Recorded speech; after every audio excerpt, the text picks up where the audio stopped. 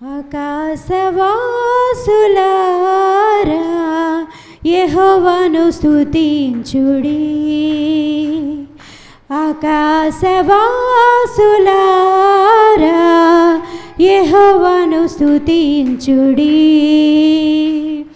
ఉన్నత స్థలముల నివాసులారా యెహోవాను స్తుతించుడి. హల్లెలూయా. ఉన్నత స్థలముల నివాసులారా యెహోవాను స్తుతించుడి. ఆకాశవాసులారా యెహోవాను స్తుతించుడి. ఆయన దూతలారా మరియు ఆయన సైన్యములారా, ఆయన దూతలారా మరియు ఆయన సైన్యములారా, సూర్య చంద్ర తారలారా యెహోవాను స్తుతించుడి. హల్లెలూయా. సూర్య చంద్ర తారలారా యెహోవాను స్తుతించుడి. ఆకాశవాసులారా యెహోవాను స్తుతించుడి. ఆకాశవాసులారా యెహోవాను స్తుతించుడి. సమస్త భూజనులారా మరియు జనములాధిపతులారా, సమస్త భూజనులారా మరియు జనములాధిపతులారా, వృద్ధులు బాలురు యౌవనులారా యెహోవాను స్తుతించుడి. హల్లెలూయా. వృద్ధులు బాలురు యౌవనులారా యెహోవాను స్తుతించుడి. ఆకాశవాసులారా యెహోవాను స్తుతించుడి. ఆకాశవాసులారా యెహోవాను స్తుతించుడి.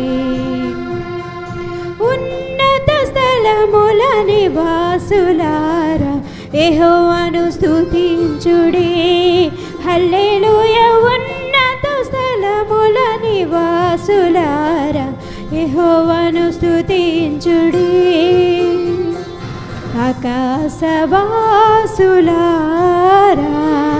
యెహోవాను స్తుతించుడి. ఆకాశవాసులారా యెహోవాను స్తుతించుడి. మత్యార్పణ కీర్తన 100వ అధ్యాయము. సమస్త దేశములారా యెహోవాకు ఉత్సాహధ్వని చేయుడి. సంతోషంతో యెహోవాను సేవించుడి. ఉత్సాహగానం చేయుచు ఆయన సన్నిధికి రండి. యెహోవాయే దేవుడని తెలుసుకొనిడి. ఆయనే మనలను పుట్టించెను, మనము ఆయన వారము, మనము ఆయన ప్రజలము, ఆయన మేపు గొర్రెలము. కృతజ్ఞతార్పణలు చెల్లించుచు ఆయన గుమ్మంలో ప్రవేశించుడి. కీర్తనలు పాడుచు ఆయన ఆవరణంలో ప్రవేశించుడి. ఆయన్ను స్తుతించుడి, ఆయన నామమును గణపరచుడి. యెహోవా దయాళుడు, ఆయన కృప నిత్యముండును, ఆయన సత్యము తరతరములుండును. దేవుడి యొక్క వాక్య భాగాన్ని దీవించి మనకందరికి అర్థమగునట్లు దయచేయును గాక. ఆమేన్. ఈ కీర్తనల గ్రంథము 100వ అధ్యాయము. మత్యార్పణ కీర్తన మన యాత్ర కీర్తన. మన యొక్క ఆదివారాన్ని ఎలాగా మనము జీవించాలో నడుచుకోవాలో నేర్పించే ఈ యొక్క 100వ కీర్తన. దీంట్లో ఏమని చెప్తున్నాడంటే, మొదటి వచనం ఏమని సెలవిస్తున్నాడంటే దావీదు గారు, సమస్త దేశములారా యెహోవాకు ఉత్సాహధ్వని చేయుడి. ఈరోజు ప్రభు దినము. ఇది మన రోజు కాదు, మనకి అనుగ్రహించిన రోజు. ఈరోజు మనది కంప్లీట్గా కాదు. ఈరోజు దేవుడు పెట్టిన క్షమాపణ రోజు. దేవుడు మనకి ఇచ్చిన ఈరోజు మనది కాదు, ఇది ప్రభు దినము. కాబట్టి ప్రభు దినము ప్రభువుకే కేటాయించాలి. మనకు ఏమాత్రము కేటాయించకూడదు. మనకి మిగతా రోజులు ఉన్నాయి. ఏ రోజులు? సోమవారం నుండి శనివారం వరకు అవి మన రోజులు. ఈరోజు దేవునికి ప్రత్యేకమైన దినము. కాబట్టి ఈరోజు నేను చేయాలి? మొదటి వచనంలో సమస్త దేశములారా, అన్ని దేశాలు, ఈ ప్రపంచ యావలి ఎక్కడైతే మానవుడు ఉన్నాడో ఆ ప్రపంచమంతా, సమస్త దేశములారా యెహోవాకు ఉత్సాహధ్వని చేయుడి. ఈరోజు దేవుణ్ణి ఆరాధించే రోజు, దేవుణ్ణి స్తుతించే రోజు, దేవుణ్ణి గణపరిచే రోజు. ఆయనకి ఇవ్వాల్సిన స్తుతులు మనము ఇచ్చేయాలి. రెండవ వచనం ఏంటి? సంతోషముతో యెహోవాను సేవించుడి. సంతోషంతో రావాలి మనం దేవుని సన్నిధికి. పిక్నిక్ వెళ్ళాలంటే ఎలాగెళ్తామండి? ఏడుస్తూ వెళ్తామా? అయ్యో నన్ను పిక్నిక్ తీసుకెళ్తున్నారని ఏడుస్తూ వెళ్తామండి. ఎక్కడికన్నా పెళ్ళికి వెళ్తే ఎలా వెళ్తాం? నగలన్నీ ఒంటి మీద ఉంటాయి, రింగులన్నీ చేతికే ఉంటాయి. అటు ఆడవాళ్ళు అంటలేదు, ఇటు మగవాళ్ళు అంటలేదు, ఇద్దరికి సమానంగా. ఏమండి? మళ్ళీ వాళ్ళంటే గొడవ వచ్చేద్ది, మళ్ళీ మగవాళ్ళు అంటే ఆడవాళ్ళతో గొడవ వచ్చేద్ది. కాబట్టి ఇద్దరు సమానమే. ఏమండి? ఎలాగెళ్తాం? పెళ్ళికి ఎలాగెళ్తామండి? సంతోషంగా వెళ్తాం. మరి ఈ పెళ్ళి కన్నా ఘనమైన మన రాజు ఎవరు? ప్రభువు యేసుక్రీస్తు ప్రభువారు మన రాజు. మరి ఆయన దగ్గరికి వెళ్ళినప్పుడు మనం ఎలాగెళ్ళాలి? ఆయన సన్నిధికి వెళ్తున్నప్పుడు ఎలాగెళ్ళాలి? ఆయన మందిరానికి వెళ్తున్నప్పుడు ఎలాగెళ్ళాలి? ఆయన సమాజంలో ఆరాధించడానికి వెళ్ళినప్పుడు ఎలా వెళ్ళాలి? సంతోషంతో యెహోవాను సేవించాలి. ఉత్సాహగానము చేయుచు ఆయన సన్నిధికి రావాలి. ఈ రోజున అన్ని పనులు అట్టే పెట్టేయాలి. మన ఉద్యోగము, మన వ్యాపారము, మన స్థితిగతులు, మన ఏదైతే ఉన్నాయో, వ్యాపారాలు, బిజినెసెస్, జాబ్స్, ఏదైతే మన పనులు ఉన్నాయో ఆ పనులన్నీ అట్టే పెట్టి దేవుని సన్నిధికి రావాలి. ఎందుకు? ఉత్సాహగానం చేయొచ్చు ఆయన సన్నిధికి సంతోషంగా రావాలి. 3వ అధ్యాయము, యెహోవాయే దేవుడని తెలుసుకుంటాం. మందిరానికి వస్తే ఏమని తెలుసుకుంటామండి? ఎవరు దేవుడని తెలుసుకుంటాం? యెహోవాయే ఈ లోకమంతటికి దేవుడని వాక్యము ద్వారా మనం తెలుసుకుంటాం. ఆయనే మనలను పుట్టించనని తెలుసుకుంటాం. మనము ఎవరి వారమంట? ఆయన వారం అని తెలుసుకుంటాం. ఎక్కడ తెలుసుకుంటాం? మందిరంలో తెలుసుకుంటాం. ఎవరి ద్వారా తెలుసుకుంటాం? వాక్యం ద్వారా తెలుసుకుంటాం. మనల్ని పుట్టించింది ఎవరయ్యా మిమ్మల్ని అంటే? మా నాన్నండి, మా అమ్మండి కాదు. వాళ్ళందరికీ శిరస్సు ఉన్నాడు ఒక ఆయన. ఎవరైనా? యేసుక్రీస్తు ప్రభువు. ఆయనే మనలను పుట్టించెను. దేవుని ప్రజలం. క్రైస్తవులంటే శిష్యులని అర్థం. క్రైస్తవులంటే శిష్యులు. మనం ఎవరి వారము? మీరు ఎవరండి? మీరు ఏంటండి అంటే మేము యెహోవా వారము, యెహోవా భక్తులము, యెహోవాకు విశ్వాసులము అని మనము చెప్పగలగాలి. తర్వాత మనము ఆయన ప్రజలము, ఆయన మేపు గొర్రెలము. మనం ఎవరి వారము? ఆయన వారము. మనము ఎవరు? ఆయనకు ప్రజలు, యెహోవాకు ప్రజలు, యేసుక్రీస్తు ప్రభువుకు ప్రజలు. ఆయన మేపే మనమందరం ఎవరము? గొర్రెలము. మనము గొర్రెలమైతే ఆయన ఎవరు? మన గొర్రెల కాపరి. మనము తీగలమైతే ఆయన ఎవరు? ద్రాక్షవల్లి. ఆయనలో అంటుకొట్టుకుని వచ్చిన మనము ఆయన శిష్యులము, ఆయన ప్రజలము, ఆయన గొర్రెలము. 4వ వచనము, ముఖ్యమైన వచనం, కృతజ్ఞతార్పణలు చెల్లించుచు ఆయన గుమ్మంలో ప్రవేశించుడి. కృతజ్ఞతార్పణలు అంటే ఏంటండి? ఇవ్వాలి. ఏంటది? కృతజ్ఞతార్పణలు. ఏమండి? దేవునికి ఇవ్వాల్సిన చెల్లింపులు మన దగ్గర ఉండకూడదు. అది మనకి ఏమాత్రము మంచి చేయదు. అది మనకి నష్టాన్ని తీసుకొస్తుంది. దేవునికి ఇవ్వాల్సిన భాగం దేవునికి ఇచ్చేయాలి. దేవునికి ఇవ్వాల్సిన కృతజ్ఞతార్పణలు దేవునికి ఇచ్చేయాలి. దేవునికి చెల్లించాల్సిన ప్రతి చెల్లింపులు దేవునికి మాత్రమే చెందాలి. అది మన దగ్గరుంటే మనకి అది మంచిది కాదు. ఎలా చెల్లించమంటున్నాడు? కృతజ్ఞత. ప్రభువా, ఇది నీకు మాత్రమే చెల్లించాల్సింది. కృతజ్ఞత, thanks giving. Thank you lord. నువ్వు నాకు ఇచ్చిన ఈ ఉద్యోగాన్ని బట్టి మీకు వందనాలు, నువ్వు ఇచ్చిన ఈ వ్యాపారాన్ని బట్టి నీకు వందనాలు, నువ్వు ఇచ్చిన ఈ పొలం బట్టి మీకు వందనాలు, నువ్వు ఇచ్చిన రోజువారీ కూలి బట్టి నీకు వందనాలు, దీంట్లో నీ భాగమును నేను నీకు ఇచ్చేస్తాను. ఎలా ఇవ్వాలి? కృతజ్ఞతతో ఇవ్వాలి. థ్యాంక్స్ గివింగ్ చెప్తే ఇవ్వాలి. మనకు ఎవరన్నా ఏదన్నా ఇచ్చారనుకోండి, మనం ఏం చెప్తాం? థ్యాంక్స్ అండి, చాలా చాలా కృతజ్ఞతలండి, చాలా చాలా థ్యాంక్స్ అండి. మరి ఈ లోకపు మనుషులకే నువ్వు ఇంత థ్యాంక్స్ చెప్తే, దేవుడు నీకు నూతన జన్మనిచ్చాడు. ఎప్పుడో చనిపోవాల్సిన వాడివి నీకు ఇంకా ఆయుష్నిచ్చి దేవుడు ఈ లోకంలో ఉంచినప్పుడు ఆయనకు మనము ఎంతగానో థ్యాంక్స్ చెల్లించు వారమే ఉన్నాం. కృతజ్ఞతార్పణలు చెల్లించుచు ఆయన ఆవరణంలో ప్రవేశించుడి. తర్వాత ఏం చేయాలి? ఆయన్ను స్తుతించుడి, ఆయన నామమును ఘనపరచుడి. 5వ వచనము, యెహోవా దయాళుడు, ఆయన కృప నిత్యముండును, ఆయన సత్యము తరతరములుండును. ఈ లోకంలో ఆయన కృప, ఆయన దయ మన మీద ఉండినందుకు మనం ఇంకా బ్రతికి ఉన్నాం. మనం ఇంకా బ్రతికి ఉన్నాం అంటే కారణం ఏంటంటే ఆయన కృప, ఆయన దయ, ఆయన జాలి కలిగిన దేవుడు, కరుణామయుడు, మన మెస్సయ్య, మన యేసుక్రీస్తు ప్రభు. ఆయన మన మీద దయ, ఆయన కృప నిరంతరం ఉంచాడంట. 5వ వచనం చెప్తున్నాడు, యెహోవా దయాళుడు, ఆయన కృప నిత్యముండును. నిత్యము ఆయన నీ మీద నా మీద కృప దయ ఉంచే దేవుడు. ఆయన సత్యము తరతరములుండును. పూర్ణ హృదయంతో, పూర్ణ శక్తితో మనకున్న దేవుడు మనకిచ్చిన బలంతో దేవునికి, ఆయనకు మనం కృతజ్ఞతాస్తుతులు చెల్లించు వారమే ఉన్నాం. కాబట్టి ఈ సమయంలో ఆయన కొనియాడుతూ, ఆయన స్తుతిస్తూ, ఆయన గణపరుస్తూ కొద్ది సమయం పాటలు పాడుకుందామండి. స్తోత్రింతుము నిన్ను మాదు తండ్రి, సత్యముతో ఆత్మతో నెప్పుడు. స్తోత్రింతుము నిన్ను మాదు తండ్రి, సత్యముతో ఆత్మతో నెప్పుడు. పరిశుద్ధాలంకారములతో దర్శించెదము శరణం శరణం. పరిశుద్ధాలంకారములతో దర్శించెదము శరణం శరణం. స్తోత్రింతుము నిన్ను మాదు తండ్రి, సత్యముతో ఆత్మతో నెప్పుడు. శ్రేష్ఠ ఈవులయుండ నీవే, శ్రేష్ఠ కుమారుని ఇచ్చినందున. శ్రేష్ఠ ఈవులయుండ నీవే, శ్రేష్ఠ కుమారుని ఇచ్చినందున. త్రిత్వమైన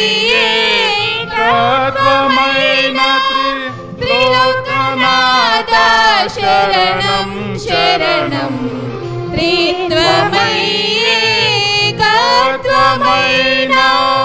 త్రిలోకనాథ శరణం శరణం. స్తోత్రింతుము నిన్ను మాదు తండ్రి, సత్యముతో ఆత్మతో నెప్పుడు. పాపి మిత్రుడ పాపనాశక, పరమవాస ప్రేమ పూర్ణ. పాపి మిత్రుడ పాపనాశక, పరమవాస ప్రేమ పూర్ణ. హోమపీఠుడా స్వర్ణమయుడా, పరిశుద్ధాంగుడ శరణం శరణం. హోమపీఠుడా స్వర్ణమయుడా, పరిశుద్ధాంగుడ శరణం శరణం. స్తోత్రింతుము నిన్ను మాదు తండ్రి, సత్యముతో ఆత్మతో నెప్పుడు. ధవళవర్ణుడ రత్నవర్ణుడ, సత్యరూపి అనబడువాడా. ధవళవర్ణుడ రత్నవర్ణుడ, సత్యరూపి అనబడువాడా.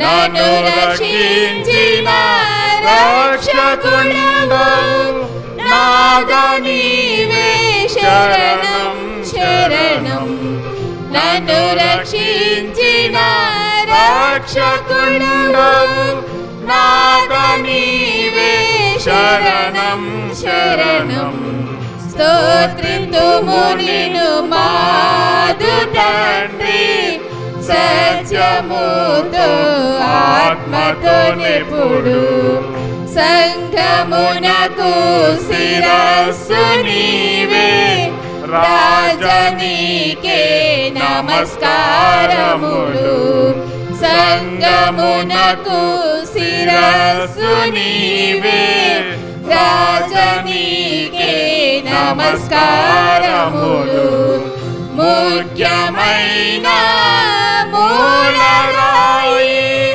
కోట్ల కొలది శరణం శరణం ముఖ్యమైన మూలరాయి కోట్ల కొలది శరణం శరణం స్తోత్రింతుము నిన్ను మాదు తండ్రి సత్యముతో ఆత్మతో నెప్పుడు రాజనీకే నమస్కారములు గీతములు మంగళధ్వనులు రాజనీకే నమస్కారములు గీతములు మంగళధ్వనులు శుభము శుభము శుభము నిత్యము హల్లెలూయా ఆమేన్ ఆమేన్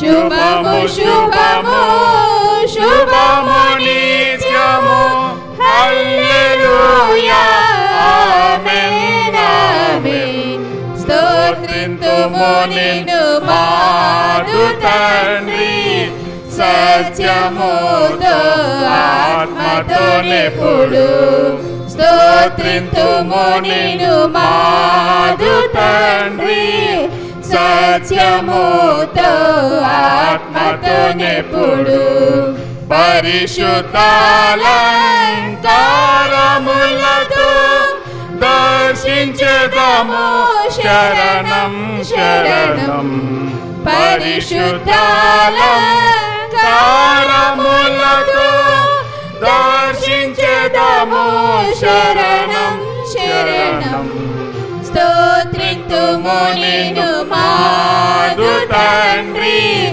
సత్యముతో ఆత్మతో నెప్పుడు స్తోత్రింతుము నిన్ను మాదు తండ్రి సత్యముతో ఆత్మతో నెప్పుడు. యోహాను సువార్త 4వ అధ్యాయము 24వ వచనము అందరము కలిసి చదువుకుందామండి. దేవుడు ఆత్మ గనుక ఆయన్ను ఆరాధించువారు ఆత్మతోనూ సత్యముతోనూ ఆరాధింపవలెను. దేవుడి యొక్క వాక్య భాగాన్ని దీవించి మనకందరికీ అర్థమగునట్లు గ్రహింపు దయచేయను గాక. ఆమేన్. ఇక్కడ యేసుక్రీస్తు ప్రభువు వారు చెప్తున్న మాట ఏంటంటే, నా తండ్రి ఆత్మ, ఆయన ఆత్మ గనుక ఆయన్ని ఆరాధించాలనుకునేవారు అనగా అందరూ ఆరాధించాలి. ఎలా ఆరాధించాలి? ఆయన ఆత్మ ఆయన సత్యము ఉంటే కానీ మనము ఆరాధించలేము. ఆత్మ సత్యం ఏంటి? ఎవరి ఆత్మ ఎవరి సత్యం? ఆత్మ మన యొక్క ఆత్మీయ స్థితితో దేవుణ్ణి మనం ఆరాధించాలి. గత వారము మనం జీవించిన బ్రతుకు ఎలాంటిదో మనం పరీక్షించుకొని అదే దేవుడు మనకిచ్చిన నూతన ఆత్మ. మన యొక్క ఆత్మతో సత్యముతో ఆరాధించాలి. మనం చీటికి మాటికి ఏం చెప్తాం? అబద్ధాలు చెప్తాం. ఏం చెప్తామండి? అబద్ధాలు చెప్తాం. గత వారమంతా మనం ఎన్నో అబద్ధాలు చెప్పుంటాం కదా. మరి ఆ అబద్ధాలను దేవుని దగ్గర ఒప్పుకోకుండా ఎలా ఆరాధిస్తాం? ఆయన ఆత్మ నడిపింపు ఎలా వస్తుంది? ఆత్మీయంగా మనం ఎదగకపోతే. రక్షింపబడి బాప్తిసం తీసుకుని మారు మనసు పొంది విశ్వాసలో ఒకనిగా చేరి దేవుని ఆత్మ నడిపింపు లేకుండా, దేవుని సత్యము మనలో లేకుండా ఎలా ఆరాధిస్తాం? ఆయన ఆరాధించాలంటే కొన్ని కండిషన్స్ ఉన్నాయి. 2 కండిషన్స్ ఉన్నాయి. ఏంటి ఆ కండిషన్స్? ఆయన ఆత్మతో సత్యంతో ఆరాధించాలి. శిలువ మీద ఆయన చేసిన ఆర్తనాదాలు, కన్నీళ్ళు, ఆ యొక్క కల్వరి శిలువలో జరిగిన యాగము మనకు గుర్తుందా? నేను అడుగుతున్నాను.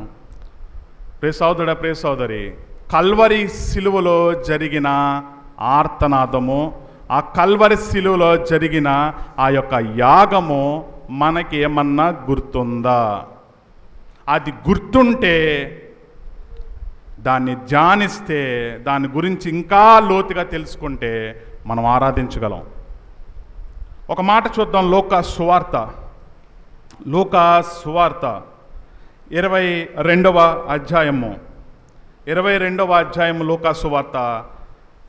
ఇక్కడ ఒక సన్నివేశం మనం చూడొచ్చు. ఏంటి ఆ సన్నివేశం అంటే, ఆయన చాలా కంగారు పడుతున్నాడు, చాలా టెన్షన్కి గురవుతున్నాడు. ఏంటి ఆ టెన్షన్ అంటే, ఆ ముందు వచనాల్లో ఆయన అంటాడు, ఏమని అంటాడంటే 42వ వచనంలో ప్రార్థన చేస్తున్నాడు. ఏమని ప్రార్థన చేస్తున్నాడు? లూకా సువార్త 22:42, తండ్రి, మై ఫాదర్, నాన్న, ఈ గిన్నె నా యొద్ద నుండి తొలగించుటకు నీ చిత్తమైతే తొలగించును, అయినను నా ఇష్టము కాదు, నీ చిత్తమే సిద్ధించునుగాక అని ప్రార్థన చేశాను. ఆయన ఒక సన్నివేశానికి దగ్గర అవుతున్నాడు, చాలా టెన్షన్ పడుతున్నాడు, చాలా కంగారు పడుతున్నాడు. ఆయనతో ఉన్న శిష్యుల్ని నాతో కొద్ది సమయం మెలకువగా ఉండి ప్రార్థన చేయమంటే వాళ్ళు చక్కగా పడుకున్నారు. ఆయన ఎందుకు అంత టెన్షన్ గురవుతున్నాడు? అసలు అంత టెన్షన్ అవడం గురేంటి? అసలు ఎంత టెన్షన్ పడుతున్నాడో చూద్దాం. చూడండి 44వ వచనంలో, ఆయన వేదన పడి మరింత ఆతురముగా ప్రార్థన చేయగా ఆయన చెమట ఆగిపోయి నేల పడుచున్న గొప్ప రక్త బిందు వలె ఆయను. ఆయన ప్రార్థన చేస్తుంటే చెమట ఆగిపోయింది. ఏమొస్తుంది? రక్తం పడేలాగా ప్రార్థిస్తున్నాడు. నేను అడుగుతున్నాను ప్రియ సంగమా, ఇంక్లూడింగ్ మీ అడుగుతున్నాను, మనం ప్రార్థన చేస్తే రక్తము మనకంత సీన్ లేదు, అట్లీస్ట్ చెమట పట్టేలాగా ప్రార్థన చేస్తున్నామా? మనం ప్రార్థన చేస్తుంటే చెమట పట్టే ప్రార్థన మన విశ్వాస జీవితంలో కలిగి ఉన్నామా? మన ఆత్మీయ ఎదుగుదలకి చెమట పట్టే ప్రార్థన, ఆరాధన, విశ్వాసం మనకుందా? నేను అడుగుతున్నాను ప్రియ సహోదరులారా, ప్రియ సహోదరులారా. యేసుక్రీస్తు ప్రభువారు ఎంత టెన్షన్ పడ్డానికి కారణం ఏంటంటే, ఆయన తండ్రి తన కుమారుని చెయ్యి విడిచిపెట్టే సమయం దగ్గర పడుతుంది. అందుకే తన కుమారుడు యేసుక్రీస్తు ప్రభువారు టెన్స్కి గురవుతున్నాడు. ఆ రోజు గనక డాక్టర్స్ ఎవరన్నా ఉండి ఆయనకి బీపీ టెస్ట్ చేస్తే ఆ బీపీ టెస్ట్ చేసినోడికి వస్తుంది బీపీ. అంత టెన్షన్ గురవుతున్నాడు. రక్తపు బిందు, రక్తం రావడం ఏంటి ఒంట్లో నుండి, అంత టెన్స్కి గురవుతే ఏమవుతుంది తెలుసా? ముందు హార్ట్ బీట్ ఆగిపోద్ది, పక్షవాతం వచ్చేస్తుంది, పలు రోగాలు వచ్చి మనం కింద పడి చచ్చిపోతాం. అంత టెన్షన్కి పడడానికి గల కారణం ఏంటి? సిలువలో క్రయధనాన్ని మనం ఈరోజు జ్ఞాపకం చేసుకుంటాం. ఎందుకు ఇంత టెన్షన్ పడుతున్నాడు? యేసుక్రీస్తు ప్రభుకి తన తండ్రికి ఉన్న మధ్యన ఉన్న ఆ బాండింగ్ అటువంటిది. తండ్రి, నాకు నీవిచ్చిన ఈ 12 మంది శిష్యులు విడిచిపెట్టి వెళ్ళిపోయినా పర్వాలేదు, ఏ చేతులతో అయితే నేను స్వస్థతలు అనుగ్రహించిన ఆ కుష్ఠిరోగి, ఆ చెవిటివాడు, ఆ మూగవాడు, ఆ గ్రుడ్డివాడు నన్ను విడిచిపెట్టి వెళ్ళిపోయినా పర్వాలేదు, ఏ చేతులతో ఆశీర్వదించి 5,000 మందికి రొట్టె ముక్కలు 2 చిన్ని చేపలు నేను ఎలా పంచిపెట్టానో వాళ్ళు నన్ను విడిచిపెట్టి వెళ్ళిపోయినా పర్వాలేదు, కానీ నువ్వు విడిచిపెడితే నేను ఉండలేను ప్రభువా.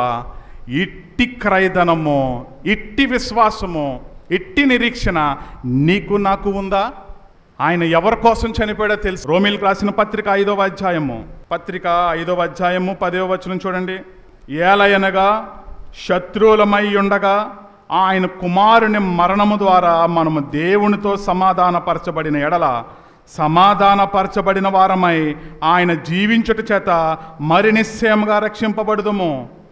మనం ఇంకా శత్రువులమై ఉండగా క్రీస్తు మన కొరకు చనిపోయాడు.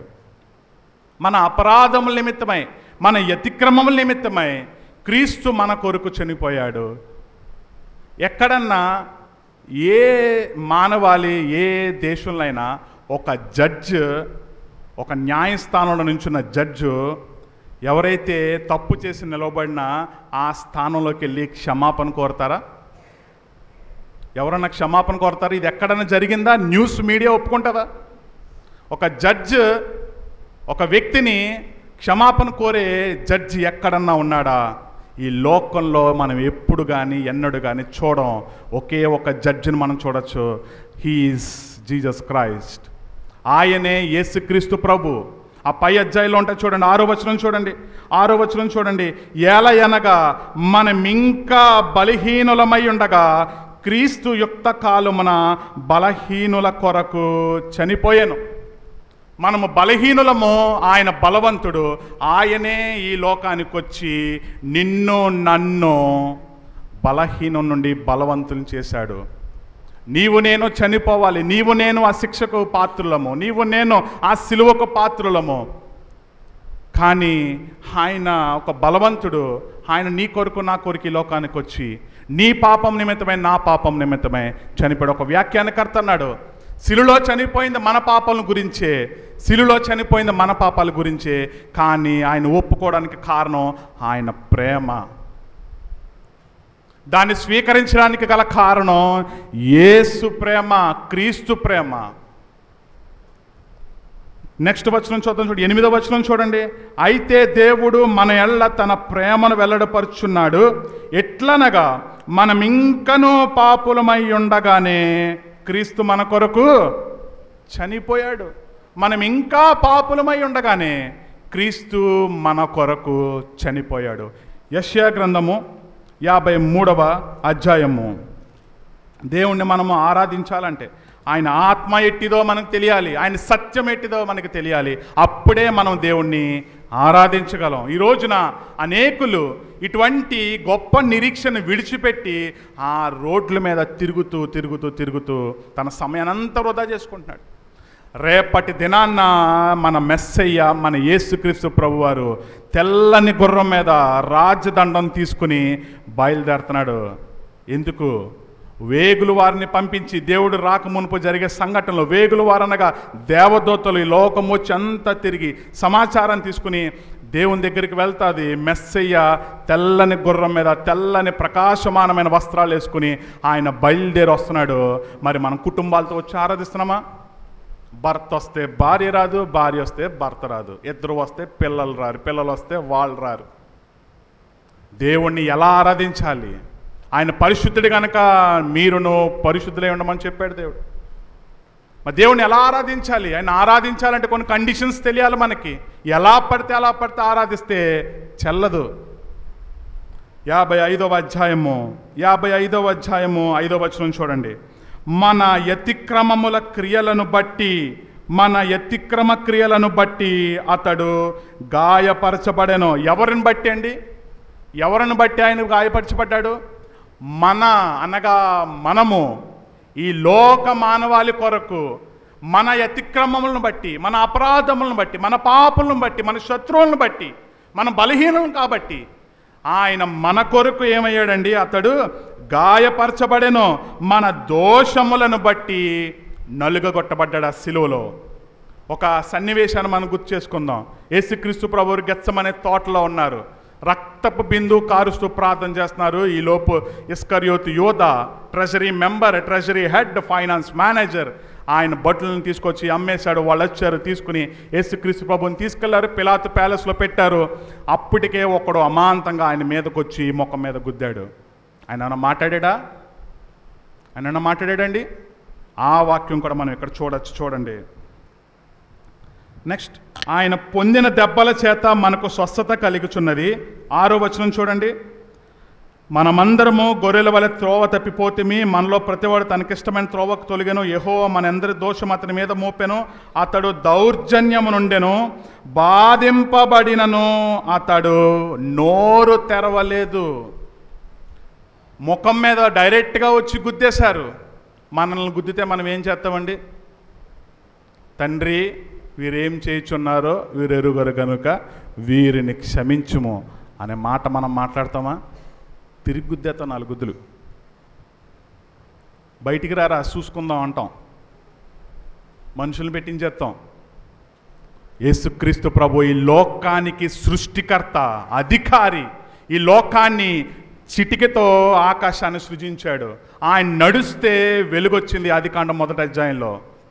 ఈ సృష్టాన్ని సృజించిన సృష్టికర్త నోరు మెదపలేదు. ఎందుకో తెలుసా? నీ గురించి, నా గురించి, మనందరి గురించి. అతడి మీద దౌర్జన్యంగా పడ్డారు, ఉమ్ము వేశారు. ఆయన్ను శరీరమంతా పొలంలో నాగల్ని దున్నినట్టు ఆయన వీపున మొత్తం బాడీ అంతా నాగలతో దున్నేశారు. ఎవరి కోసం అండి? నీ కోసం, నా కోసమే. ప్రియ సోదరుడా, ప్రియ సోదరి, అతని మీద దౌర్జన్యంగా అప్పగించబడ్డాడు. ఎందుకంటే నువ్వు నేనంటే ఆయనకు ప్రేమ, నువ్వు నేనంటే ఆయనకి ఇష్టం. కాబట్టి మన అతిక్రమాలను బట్టి, మన పాపులను బట్టి, మన శత్రువులు కూడా. ఇది విచిత్రం ఏంటంటే, శత్రువుల కోసం మనం ఎలాగో, మనం ఈగోయిస్టులు అండి. మనం ఎవరండి? మనం ఈగోయిస్టులు. ఎందుకు తెలుసా? మనం ఆయన దగ్గరికి వెళ్ళి సమాధానపరచబడట్లే. ఆయన వెయిట్ చేశాడు. యెహోవా తన కుమారుని పంపించి మనకు సమాధానాన్ని అనుగ్రహించాడు. అదే మనం చదువుకున్నాం రోమీయులకు రాసిన పత్రిక 5:10లో. ఆయన మన కొరకు సమాధానపరచబడ్డానికి డైరెక్ట్గా యేసుక్రీస్తే ఈ లోకానికి మనిషి కుమారునిగా వచ్చారు. ఎందుకంటే మనకి ఈగో, ఆడే మాట్లాడాలని ముందు, ఆమె మాట్లాడాలంటే ముందు. నాతో భార్యాభర్తల్లో కూడా ఇదే గొడవ.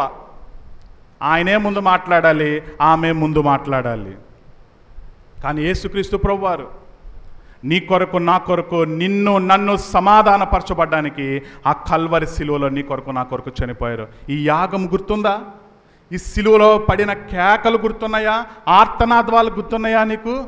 యేసుక్రీస్తు ప్రభువారు ఎలా చనిపోయారో మనకి ఏమన్నా కొంచెమైనా గుర్తుంటే ఆయన ఆత్మతో, ఆయన సత్యంతో మనం ఆరాధించగలం. మనం ఇంకా శత్రువుల వెంటగా ఆయన మన కొరకు చనిపోయాడు, ఈ లోకానికి వచ్చాడు. ఇంకా ఏమైనా ఉందండి ఇక్కడ? నెక్స్ట్, బాధింపబడిన అతడు నోరు తెరవలేదు, వదకు తేబడు గొర్రె పిల్లయు బొచ్చు కత్తిరించు వాని ఎదుట గొర్రెయు మౌనముగా నుండునట్లు ఆయన నోరు తెరవలేదు. నోరు ఇప్పు మాట్లాడితే మాట్లాడలేదు. ఎవరి కోసం? నీ కోసం, నా కోసం. పిలాతు ప్యాలెస్ నుంచి గొల్గతా అనే పర్వతము, కపాలమనబడిన స్థలంలో సిలువేయబడే వరకు జాగ్రఫికల్గా మనం చూస్తే సుమారు 5 కిలోమీటర్ల దూరం. అప్పటికే ఆయన్ను ఎలాగా కొట్టారంటే ఇష్టం వచ్చినట్టు ఆయన చిత్రహింసలు పెట్టారు. తలకు ముండ్ల కిరీటం ఉంది, ఒళ్ళంతా గాయాలు. ఆయన మీద పశ్చిమరాను, సుమారు 100 కేజీల పశ్చిమరాను ఆయన వీపున వేశారు. సిలువ అని మనం పిలుస్తున్నాం, కానీ అవి మన అతిక్రమాలు, మన దోషాలు, మన పాపము ఆ సిలువ మీద పడి ఆయన వీపిన గాయాలతో ఆ సిలువ పట్టుకుని బయలుదేరాడు. ఎలా బయలుదేరాడు? వస్త్రహీనుడిగా బయలుదేరాడు. జ్ఞాపకం చేసుకోవాలి ప్రియ సోదరుడు, ప్రియ సోదరి. ఆయన ఒంటికి వస్త్రం ఉంటే లేదు. ఎందుకు అలాగా? ఎందుకు అలా చేశాడు? ఎందుకంటే ఈ రోజున నీ మానం, నా మానం కప్పడం కోసం ఆ రోజు ఆయన వస్త్రహీనుడిగా అయ్యాడు. ఈరోజు నీవు నేను చక్కని బట్టలు వేసుకుంటామంటే, ఈ వస్త్రాలు మనం ధరించామంటే, ఆ రోజున ఆయన వస్త్రహీనుడిగా చేయబడ్డాడు. ఇది మనకి జ్ఞాపకం ఉండాలి. సుమారు 5 కిలోమీటర్ల సిలువను పట్టుకొని నడుస్తున్నాడు ఆయన. ఎంతో బాధ. ఆయన సిలువ మీద మాట్లాడిన మొదటి మాట ఏంటండి? తండ్రి, వీరేమి చేయుచున్నారో వీరెరుగరు గనుక వీరిని క్షమించుము. ఈ మాట చాలా చిన్న మాట కాదండి. ఈ మొదటి మాటే చాలా పెద్దది నా దృష్టిలో. ఎందుకో తెలుసా ప్రియ సోదరుడా? అక్కడ ఒక సీన్ని మనం జ్ఞాపకం చేసుకుందాం. చూడండి, ఆయన 2 చేతుల్లో సిలువ మేకలు కొట్టబడ్డాయి. ఆయన ఒళ్ళంతా నాగల్ని దున్నినట్టు దున్నేశారు. ఒంటిలో రక్తపు బొట్టైనా లేదు, కాళ్ళలో శిలోమేకులు, తల మీద ముండ్ల కిరీటము. చుట్టుపక్కల ఉన్న దొంగలు ఇద్దరు కూడా ఆయన నిందిస్తూ వచ్చారు. కింద వాళ్ళు మాట్లాడే తెలుసా? ఇప్పుడు సీన్లో ఈడు యూదుల రాజు అంట, మనల్ని రక్షించాలనుకున్నాడంట, 3 దినాల్లో మందిరం కట్టేస్తాడంట. రేయ్, నువ్వు నిజంగా దేవుడివైతే సిలువ నుంచి దిగిరా, అప్పుడు నిన్ను నమ్ముతామని అన్నారు. ఆ టైంలో ఆయన మాట్లాడిన మాట ఏంటో తెలుసా? తండ్రి, వీరేమి చేయుచున్నారో వీరికి ఏమి తెలీదు గనుక వీరిని క్షమించుము. ఇట్టి క్షమాపణ నీకు నాకు ఉందా? దేవుణ్ణి ఒక్కసారైనా క్షమాపణ కోరామా? దేవునికి ఒక్కసారైనా సారీ చెప్పామా? ఇప్పుడు వరకు జరిగింది చాలు, ఇంకా ఎన్నిసార్లు సిలువెత్తాడు దేవుడు? ఇప్పుడు వరకు జరిగింది చాలు, ఇంకెంత బాధపరుస్తాం ఆయన్ని? ఏ రోజైనా దేవుని మనకు క్షమించమని అడిగామా? ఏ రోజైనా దేవుని మనకు క్షమించమని అడిగామా? మన శత్రువులము అయినా నీతో సమాధానపరచబడ్డానికి వచ్చాడు. మనం బలహీనులము అయినా కూడా నిన్ను బలహీనం నుంచి బలవంతుని చేయడానికి ఒక బలవంతుడే పైనుంచి దిగొచ్చాడు, నీ కోసం నా కోసం. ఈ సిలువ ఆర్తనాదం మనకు గుర్తుందా ప్రియ సోదరుడు, ప్రియ సోదరి? ఆత్మతో సత్యంతో ఆరాధించాలి. దేవుడు ఆత్మ కనుక ఆయన ఆరాధించువారు ఆత్మతో సత్యంతో ఆరాధించాలి. ఇట్టి ఆత్మీయత నీకు నాకు కలగాలంటే ఆయన సిలువ మరణం మనకి గుర్తుండాలి. ఆయన సిలువలో చేసిన క్రైదనం మనకు గుర్తుండాలి. సత్యము ప్రతి చిన్న మాటకే అబద్ధాలే, ప్రతి చిన్న మాటకే అబద్ధాలే. రా, తీసావా? తీయలేదు. చూసావా? చూడలేదు. Simple answer. ఇంకా అసలు ఇక్కడ తడుంకో. సత్యం లేకుండా మనము ఎలా దేవుణ్ణి ఆరాధిస్తాము? మనం దేవుణ్ణి ఎలా ఆరాధిస్తాము? దేవుని మందిరానికే రావట్లేదు, దేవునికి ఇవ్వాల్సిన సమయం దేనికి ఇవ్వట్లేదు. వారి నియమ కూడికలు లేవు, సిస్టర్స్ మీటింగ్ లేదు, ఫాస్టింగ్ ప్రేయర్ లేదు, ఆరాధన లేదు, బలవర్తమానం లేదు. దేవుని శరీరంలో రక్తంలో పాలు పంచుకోవడం కూడా మానేసాం. చాలామంది చెప్పే సాకులు, బయటికి వెళ్ళాలి, పని ఉంది. అన్ని పనులకు దేవుడు ముందే ఈ లోకానికి వచ్చి ఇలాంటి సాకులు మీరు చెప్తారని దేవుడు నీ కొరకు నా కొరకు ముందే చనిపోయాడు. మనం ఇంకనూ పాపులమైండగా ఆయన క్రీస్తు మన కొరకు చనిపోయాను. మనం ఇంకా ఈ సాకులు చెప్తామని క్రీస్తు మన కొరకు వచ్చి చనిపోయాడు. భార్య, నాకు భర్త లేడండి, నాకు అవమానంగా ఉందని రాలేకపోతున్నాను. భర్త, నాకు భార్య లేదు, అవమానంగా ఉందని నేను రాలేకపోతున్నాను. పిల్లలు బాగాలేదండి, అందుకే నేను రావట్లేదు. మా తల్లిదండ్రులు బాగాలేదని పిల్లలు రావట్లే. దేవుడు చెప్తున్నాడు ఈ రోజున యెషయా గ్రంథము 54వ అధ్యాయంలో చూడండి, 54వ అధ్యాయంలో చూడండి, 4వ వచనము. భయపడకము, నీవు సిగ్గుపడనక్కర్లేదు, అవమానమును తలంచకము, నీవు లజ్జపడనక్కర్లేదు. నీవు నీ బాల్యకాలపు సిగ్గును మరచుదువు, నీ వైద్యవపు నిందను ఇక మీదట జ్ఞాపకము చేసుకున్నావు. ఎందుకో తెలుసా? 5వ వచనం చెప్తున్నాడు, నిన్ను సృష్టించిన వాడు నీకు భర్త అయి ఉన్నాడు. నిన్ను సృష్టించిన వాడు భర్త అయి ఉన్నాడు. He is none other than. Next వర్స్లో చూడొచ్చు. ఆయన ఎవరు? సైన్యములకు అధిపతియగు యెహోవా అని ఆయనకు పేరు.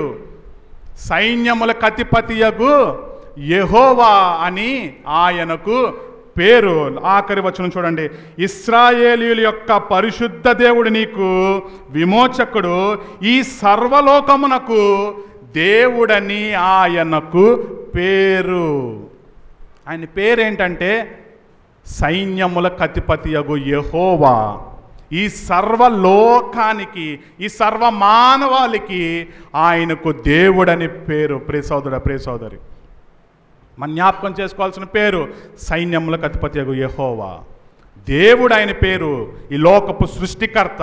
నువ్వు సిగ్గుపడక్కర్లేదు, నువ్వు అవమానపడక్కర్లేదు. ఈ సిగ్గు నింద దేవుడు ఆ రోజున శిలువ మరణంలో చేశాడు. ఈ సిగ్గు, ఈ నింద, ఈ అపరాధము, ఈ బాధ, ఇదంతా దేవుడు ఆ రోజు సిలువలో, కల్వరి సిలువలో ఎవరి కోసం? నీ కోసం, నా కోసం. ప్రియ సోదరుడా, ప్రియ సోదరి, ఆయన ఎలా చనిపోయాడో తెలుసా? 4వ వచనంలో దాహం దాహం దాహం అని నీ కొరకు నా కొరకు చనిపోయాడు. ప్రియ సోదరుడా, ప్రియ సోదరి, దాహం దాహం దాహంతో ఆయన చనిపోయాడు. ప్రియ సోదరా, ఎవరి గురించి తెలుసా? నీ గురించి, నా గురించే.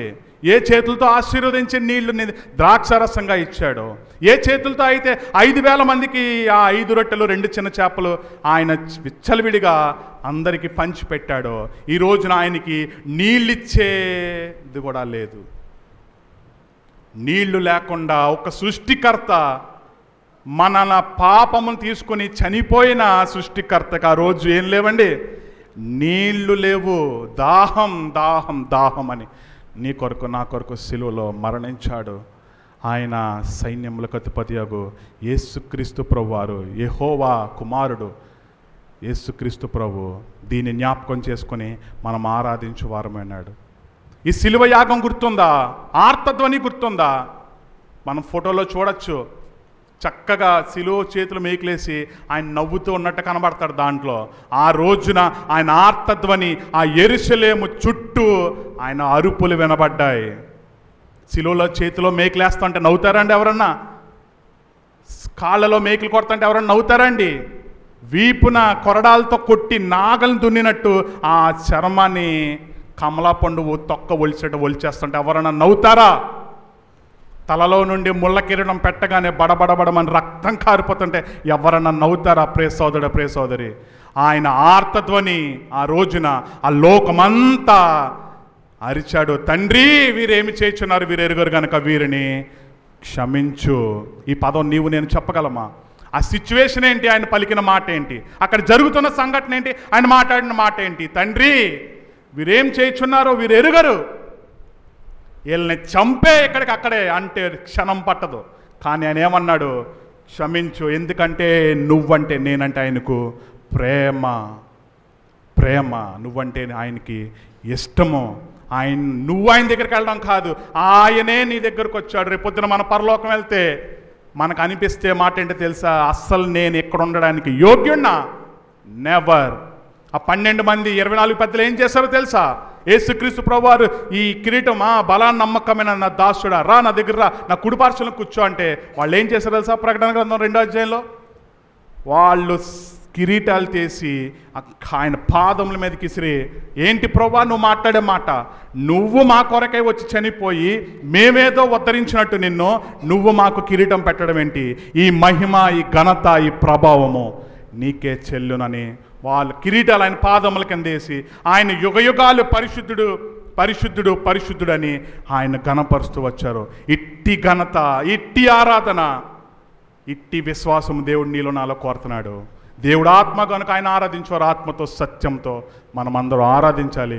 అన్ని నామముల కన్నా పైనామము యేసుని నామము, ఎన్ని తరములకైనా ఘనపరచదగినది క్రీస్తు నామము.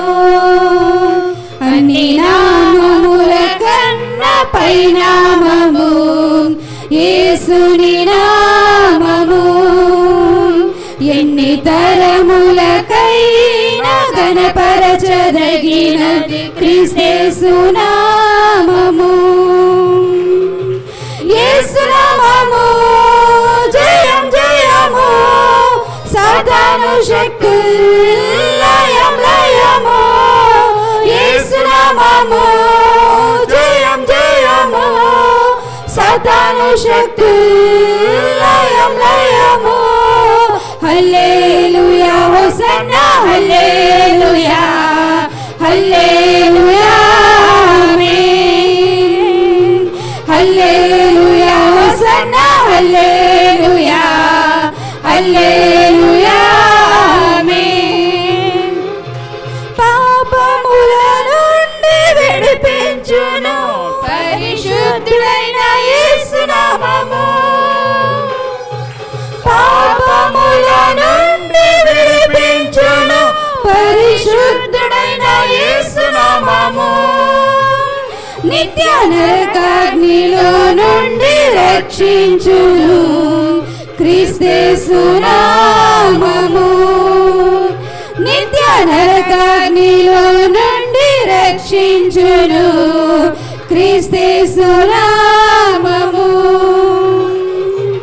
యేసు నామము జయం జయము, సాతాను శక్తి లయం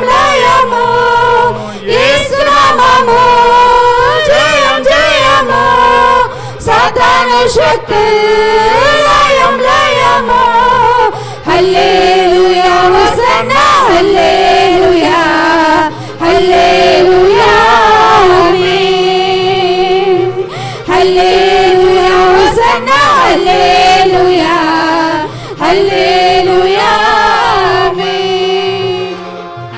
శరీర వ్యాధులన్నీ బాగు చేయను నజరేయుడైన యేసు నామము. శరీర వ్యాధులన్నీ బాగు చేయును నజరేయుడైన యేసు నామము. సమస్త బాధలను తొలగించును అభిషేక్తుడైన క్రీస్తు నామము. సమస్త బాధలను తొలగించును అభిషేక్తుడైన క్రీస్తు నామము. యేసు నామము జయం జయము. సాతాను శక్తి లయం లయము. యేసు నామము జయం జయము. సాతాను శక్తి లయం లయము. హల్లెలూయా హోసన్నా హల్లెలూయా హల్లెలూయా ఆమేన్. హల్లెలూయా హోసన్నా హల్లెలూయా హల్లెలూయా ఆమేన్. అందరం కలిసి పాడుకుందామండి. సాతానుపై అధికారమిచ్చును శక్తి కలిగిన యేసు నామము. సాతానుపై అధికారమిచ్చును శక్తి కలిగిన యేసు నామము. శత్రు సమూహముపై జయమునిచ్చును జయశీలుడైన యేసు నామము. శత్రు సమూహముపై జయమునిచ్చును జయశీలుడైన యేసు నామము. ప్రభు బలం మన ముందుంచబడి ఉన్నది. మరి ఆ బల్లపైన ఆయన శరీరమునకు సాదృశ్యమైనటువంటి రొట్టె, ఆయన రక్తమునకు సాదృశ్యమైనటువంటి ద్రాక్షరసం ఉంచబడి ఉన్నది. మరి వాటి యొక్క ప్రాముఖ్యతను మనం తెలుసుకొని మరి యోగ్యమైన రీతిలో ఆయన బల్లలో పాలు పొందడానికి మనం అందరము సిద్ధపడేవారముగా ఉందాం. అయితే అందరము కూడా మరి బైబిల్ తెరిచి 1 కొరింథీయులకు రాసిన పత్రిక 11వ అధ్యాయము 23 నుంచి 31 వరకు మనం చదువుకుందాం. దేవుని సహాయం కొరకు చిన్న ప్రార్థన చేసుకుందాం. మహాపరిశుద్ధమైన మా తండ్రి, పరలోకమందున్న మా ప్రభువా, మీకే వేలాది వందనములు తండ్రి, లెక్కలేని స్తుతులు స్తోత్రములు చెల్లించుకొంచున్నాం. మా పూర్ణ హృదయంతో ఆత్మతో సత్యంతో మిమ్మల్ని ఆరాధిస్తూ ఉన్నాం. ప్రభువా, ఇదిగో మరి ప్రభు బల్ల యొద్దకు మేమందరము చేరువచ్చి నీ బిడ్డలముగా ప్రభువా, నీ చేత విమోచింపబడినటువంటి ప్రజలముగా మేము ఇక్కడున్నాం తండ్రి. యోగ్యమైన రీతిలో మీ బలలో పాలు పొందడానికి, నీ మరణ పునరుద్ధానమును మేము జ్ఞాపకం చేసుకొనడానికి, ప్రచురించడానికి సహాయం దయచేయండి ప్రభువా. నాయన, నేనైతే మరి నీ మందిరంలో ప్రవేశించడానికి, అడుగు పెట్టడానికి ఎంత మాత్రం అర్హత లేనటువంటి వాడను. నడినెత్తి మొదలుకొని అరికాలు వరకు నాలో కొంచెమైనను నీతి లేదు, స్వస్థత లేదు.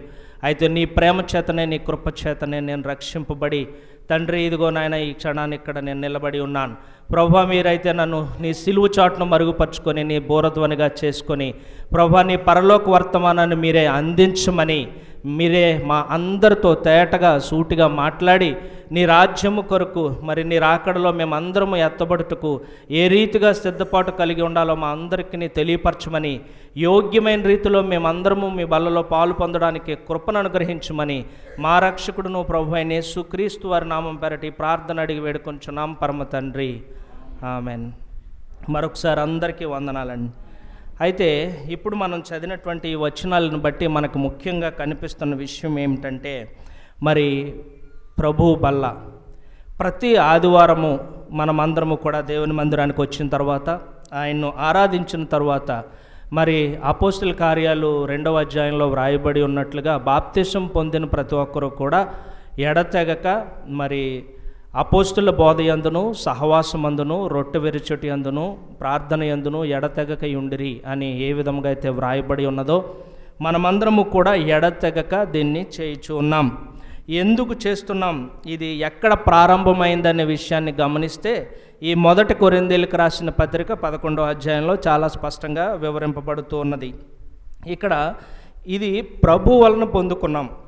అయితే ప్రభు సిలువకు అప్పగింపబడిన రాత్రి మరి తన శిష్యులతో కూర్చుండి ఆయన చేసినటువంటి ఈ బల్ల, ఈ యొక్క రొట్టె ద్రాక్షారసము ఏ రీతిగా మనకి అనుగ్రహింపబడిందనే విషయాలు ఇక్కడ మనకు స్పష్టంగా తెలుస్తూ ఉన్నాయి. అయితే అక్కడ వ్రాయబడి ఉన్న విషయం ఏంటంటే, నేను మీకు అప్పగించిన దాన్ని ప్రభువు వలన పొందితిని. ప్రభువైన యేసు తాను అప్పగింపబడిన రాత్రి యొక్క రొట్టెను ఎత్తుకొని కృతజ్ఞతాస్తుతులు చెల్లించి దాన్ని విరిచి, ఇది మీ కొరకైన నా శరీరము, నన్ను జ్ఞాపకం చేసుకొనుటకై దీన్ని చేయడం చెప్పాను. ఎవరు చెప్పారంటే క్రీస్తే, ప్రభు అయిన యేసు క్రీస్తు వారే చెప్పిన విషయం ఏంటంటే, ఈ రొట్టె మీ కొరకైనటువంటి నా శరీరము, దీన్ని జ్ఞాపకం చేసుకొనుటకై నన్ను జ్ఞాపకం చేసుకొనుటకై దీన్ని చేయుడి అని చెప్పాను. అయితే ఎప్పుడు వరకు చేయాలంటే మరి కింద వచనాల్లో మనకు చాలా స్పష్టంగా కనబడుతూ ఉంది. 25, ఆ ప్రకారమే భోజనమైన పిమ్మట ఆయన పాత్రను ఎత్తుకొని, ఈ పాత్ర నా రక్తం వలనైన క్రొత్త నిబంధన, మీరు దీనిలోనిది త్రాగునప్పుడల్లా నన్ను జ్ఞాపకం చేసుకొనుటకే దీన్ని చేయడం చెప్పాను. 26లో ఈ పాత్రలోనిది త్రాగునప్పుడల్లా ప్రభువు వచ్చే వరకు ఆయన మరణమును ప్రచురించుదురు. అంటే ఆయన మరణమును మనము ప్రకటించేవారముగా ఉంటాం, మరి జ్ఞాపకం చేసుకునేవారముగా ఉంటాం. మరి క్రీస్తు మన కొరకు మరణించాడని, ఆయన మన కొరకు తన ప్రాణాన్ని పెట్టాడని, మరి పునరుద్ధానుడై లేచి ఉన్నాడనేటువంటి విషయాన్ని మనము ప్రకటించేవారముగా ఉంటాం.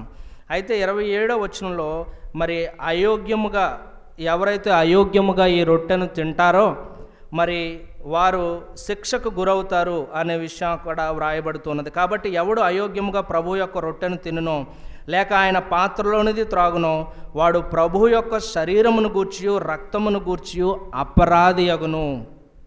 కాబట్టి ప్రతి మనుష్యుడు తన్ను తాను పరీక్షించుకొనవలెను, అలాగు చేసి ఆ రొట్టెను తిని ఆ పాత్రలోనిది త్రాగవలెను. ప్రభు శరీరమని వివేచింపక తిని త్రాగువాడు తనకు శిక్షా విధి కలుగుటకే తిని త్రాగుచున్నాడు. అయితే మనం ప్రతి వారం మరి ప్రభు బలలో చేవేస్తున్నాం, మరి రొట్టెను తీసుకుంటున్నాం, ద్రాక్షారసం తీసుకుంటున్నాం.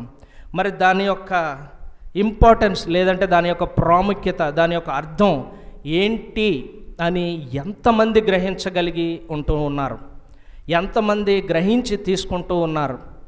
మరి ఆ రొట్టెను ఎందుకు తీసుకుంటున్నాం, ఆ రొట్టెలోని ప్రాముఖ్యత ఏంటి, ఆ ద్రాక్షరసము యొక్క ప్రాముఖ్యత ఏంటి, ఏం సూచిస్తుంది అని ఎంతమంది గ్రహించగలుగుతున్నారు? ఒకవేళ మనం గ్రహించకుండా అనాలోచనగా తీసుకుంటున్నామా? ఏదో దేవుని మందిరానికి వచ్చి అందరూ తీసుకుంటున్నారు నేను తీసుకుంటున్నాను, లేదా నేను బాప్తీసం తీసుకున్నాను కాబట్టి ఇది చెయ్యాలి అనేటువంటి ఒకవేళ అనాలోచన విధానంలో తీసుకుంటే మరి అది దేవునికి ఎంతో కోపం కలిగించేదిగా ఉంది. అంత మాత్రమే కాదు కానీ మనకు శిక్ష కలిగించే విధంగా ఉంటుంది. మరి ఈ రొట్టె ఆయన శరీరమును సూచిస్తున్నది, మన కొరకు విరవబడినటువంటి శరీరం. మత్తయి సువార్త 26:26లో కూడా ప్రభు అయిన క్రీస్తు వారు చెప్పిన మాట మనం ఒకసారి చూద్దాం. వారు భోజనం చేయుచుండగా యేసు ఒక రొట్టె పట్టుకొని దానిని ఆశీర్వదించి విరిచి తన శిష్యులకిచ్చి, మీరు తీసుకొని తినుడి, ఇది నా శరీరం అని చెప్పెను. మరియు ఆయన గిన్నె పట్టుకొని కృతజ్ఞతాస్తుతులు చెల్లించి వారికి ఇచ్చి, దీనిలోనిది మీరు అందరూ త్రాగుడి, ఇది నా రక్తము, అనగా పాప క్షమాపణ నిమిత్తము అనేకుల కొరకు చిందింపబడుచున్న నిబంధన రక్తము. ఆయన సిలువకు అప్పగింపబడక మునుపే, అంటే ఆ అప్పగింపబడేటువంటి రాత్రి ఆయన తన శిష్యులతో కూర్చుండి మరి చేసినటువంటి విషయాన్ని మనము ఇక్కడ చూస్తూ ఉన్నాం. మరి ఆ రొట్టెను గురించి, ఆ ద్రాక్షారసం గురించి ప్రభు తన శిష్యులకి ఇచ్చి, ఇది మీరు జ్ఞాపకం చేసుకొనడానికి, లేదంటే ప్రభు వచ్చేంతవరకు నేను తిరిగి మళ్ళీ ఈ లోకానికి వచ్చేంతవరకు కూడా మీరు జ్ఞాపకం చేసుకొనుటకై దీన్ని చేయడం చెప్పాను. అయితే ఆనాడు అపోస్తుల బోధ ద్వారా ప్రారంభమైనటువంటి బల్ల ఇంతవరకు కొనసాగుతుంది కాబట్టే ఈ లోకంలో కొద్దిమంది మరి క్రైస్తవులుగా ఉన్నారు, సువార్త అందింపబడింది, ఆ వాక్యానుసారంగా ప్రభు బలలో చేవేస్తూ ఉన్నాం కాబట్టే ఆయన మరణ పునరుద్ధానాన్ని మనం జ్ఞాపకం చేసుకుంటూ ఉన్నాం. ఒకవేళ ఈ ప్రభు బల్ల అనేటువంటి విషయం మన ముందు ఉంచబడకపోతే, ఆయన మన కొరకు మరణించాడనే విషయము, ఆయన శరీరం మన కొరకు గాయపరచబడిందనే విషయము, ఆయన రక్తం మన కొరకు చిందింపబడిందనే విషయం మనం బహుశా జ్ఞాపకం ఉంచుకొనకపోదుమేమో. మరి 2024 సంవత్సరాల క్రితం ఆయన చేసిన ఆ సిలువు కార్యాన్ని మనం ఇంతవరకు జ్ఞాపకం చేసుకుంటూ ఉన్నాం. ఆయన ఇచ్చినటువంటి ఆజ్ఞను గైకొని, క్రీస్తు ఇచ్చినటువంటి ఆ మాటను గైకొని మనమందరము ప్రభు బలలో పాలు పొందుతూ ఉన్నాం. అయితే ఈ ప్రభు బలలో పాలు పొందే ముందు మనలను మనం పరీక్షించుకొనవలసిన వారముగా ఉన్నాం. ఏం పరీక్షించుకోవాలి, ఎలా పరీక్షించుకోవాలనేటువంటి విషయాన్ని కూడా ఈరోజు మనం జ్ఞాపకం చేసుకుందాం. అవిశ్వాసం నుండి విశ్వాసంలోనికి, విశ్వాసంలో నుంచి పరిపక్వతలోనికి, పరిపక్వత నుంచి నాయకత్వంలోనికి ఎలా నడిపింపబడాలనే విషయాలను మనం చాలా ధ్యానించాం. చాలా వచనాల ద్వారా, చాలా సేవకుల ద్వారా అనేక విషయాలను మనం తెలుసుకున్నాం. అయితే విశ్వాసంలో ఉన్నవారు అవిశ్వాసంలోకి పడిపోయే ప్రమాదం కూడా ఉంది. విశ్వాసంలో ఉన్నవారు అవిశ్వాసంలోనికి పడిపోయే ప్రమాదం కూడా ఉంది. ఆ ప్రమాదం నుంచి ఎలా తప్పింపబడాలి అనే విషయాన్ని ఈరోజు మనం జ్ఞాపకం చేసుకుందాం. అయితే ఒకవేళ మరి విశ్వాసం నుంచి తిరిగి అవిశ్వాసంలోకి పడిపోతే ఉండేటువంటి శిక్ష లేదంటే ప్రమాదం ఏంటి అనే విషయాలను కూడా మనం జ్ఞాపకం చేసుకుందాం. మరి ఒకసారి హెబ్రీలకు రాసిన పత్రిక 6వ అధ్యాయము 4వ వచనం చూద్దాం. ఒకసారి వెలిగింపబడి పరలోక సంబంధమైన వరమును రుచి చూచి పరిశుద్ధాత్మలో పాలివారై దేవుని దివ్య వాక్యమును రాబోవు యుగ సంబంధమైన శక్తుల ప్రభావమును అనుభవించిన తరువాత తప్పిపోయిన వారు తమ విషయములో దేవుని కుమారుని మరలా సిలువ వేయుచు బాహాటముగా ఆయనను అవమానపరుచుచున్నారు గనుక మారు మనసు పొందునట్లు అట్టి వారిని మరలా నూతనపరచుట అసాధ్యము. ఈ వాక్య సారాంశం ఏంటంటే, మరి అపోస్తల కార్యాలు 2వ అధ్యాయంలో వివరింపబడినప్పుడు, అక్కడ సువార్త ప్రకటింపబడినప్పుడు ఇంచుమించుగా 3000 మంది మరి శిష్యులను అడిగారు, ఈ పరిస్థితిలో అయ్యో ఏం చేయాలి అన్నప్పుడు, మీరందరూ క్రీస్తు నామమున బాప్తిసం పొందుడి, మూర్ఖులకు ఈ తరము వారికి వేరే జీవించుడి, మరి క్రీస్తు ఆజ్ఞలను గైకొని జీవించుడి అని అక్కడ చెప్పినప్పుడు వారందరూ బాప్తిసం పొంది ఉన్నారు. అయితే బాప్తిసం పొందినప్పుడు మరి మన పాపములను ఒప్పుకొని విడిచిపెట్టిన వారమై ఉంటాం. మరి బాప్తిసం పొందిన తర్వాత, పాత జీవితాన్ని విడిచిపెట్టిన తర్వాత, అంటే ఈ వాక్యం ప్రకారంగా ఒక్కసారి వెలిగింపబడిన తరువాత, అక్కడ దేవుని వాక్యంలో వారందరూ కూడా పరిశుద్ధాత్మను వరం పొందుదురు అనేటువంటి విషయం, ఎవరైతే బాప్తిసం పొందుతూ ఉన్నారో వారందరూ కూడా పరిశుద్ధాత్మను వరం పొందుదురని అక్కడ అపోస్తల కార్యాల్లో వ్రాయబడి ఉంటుంది.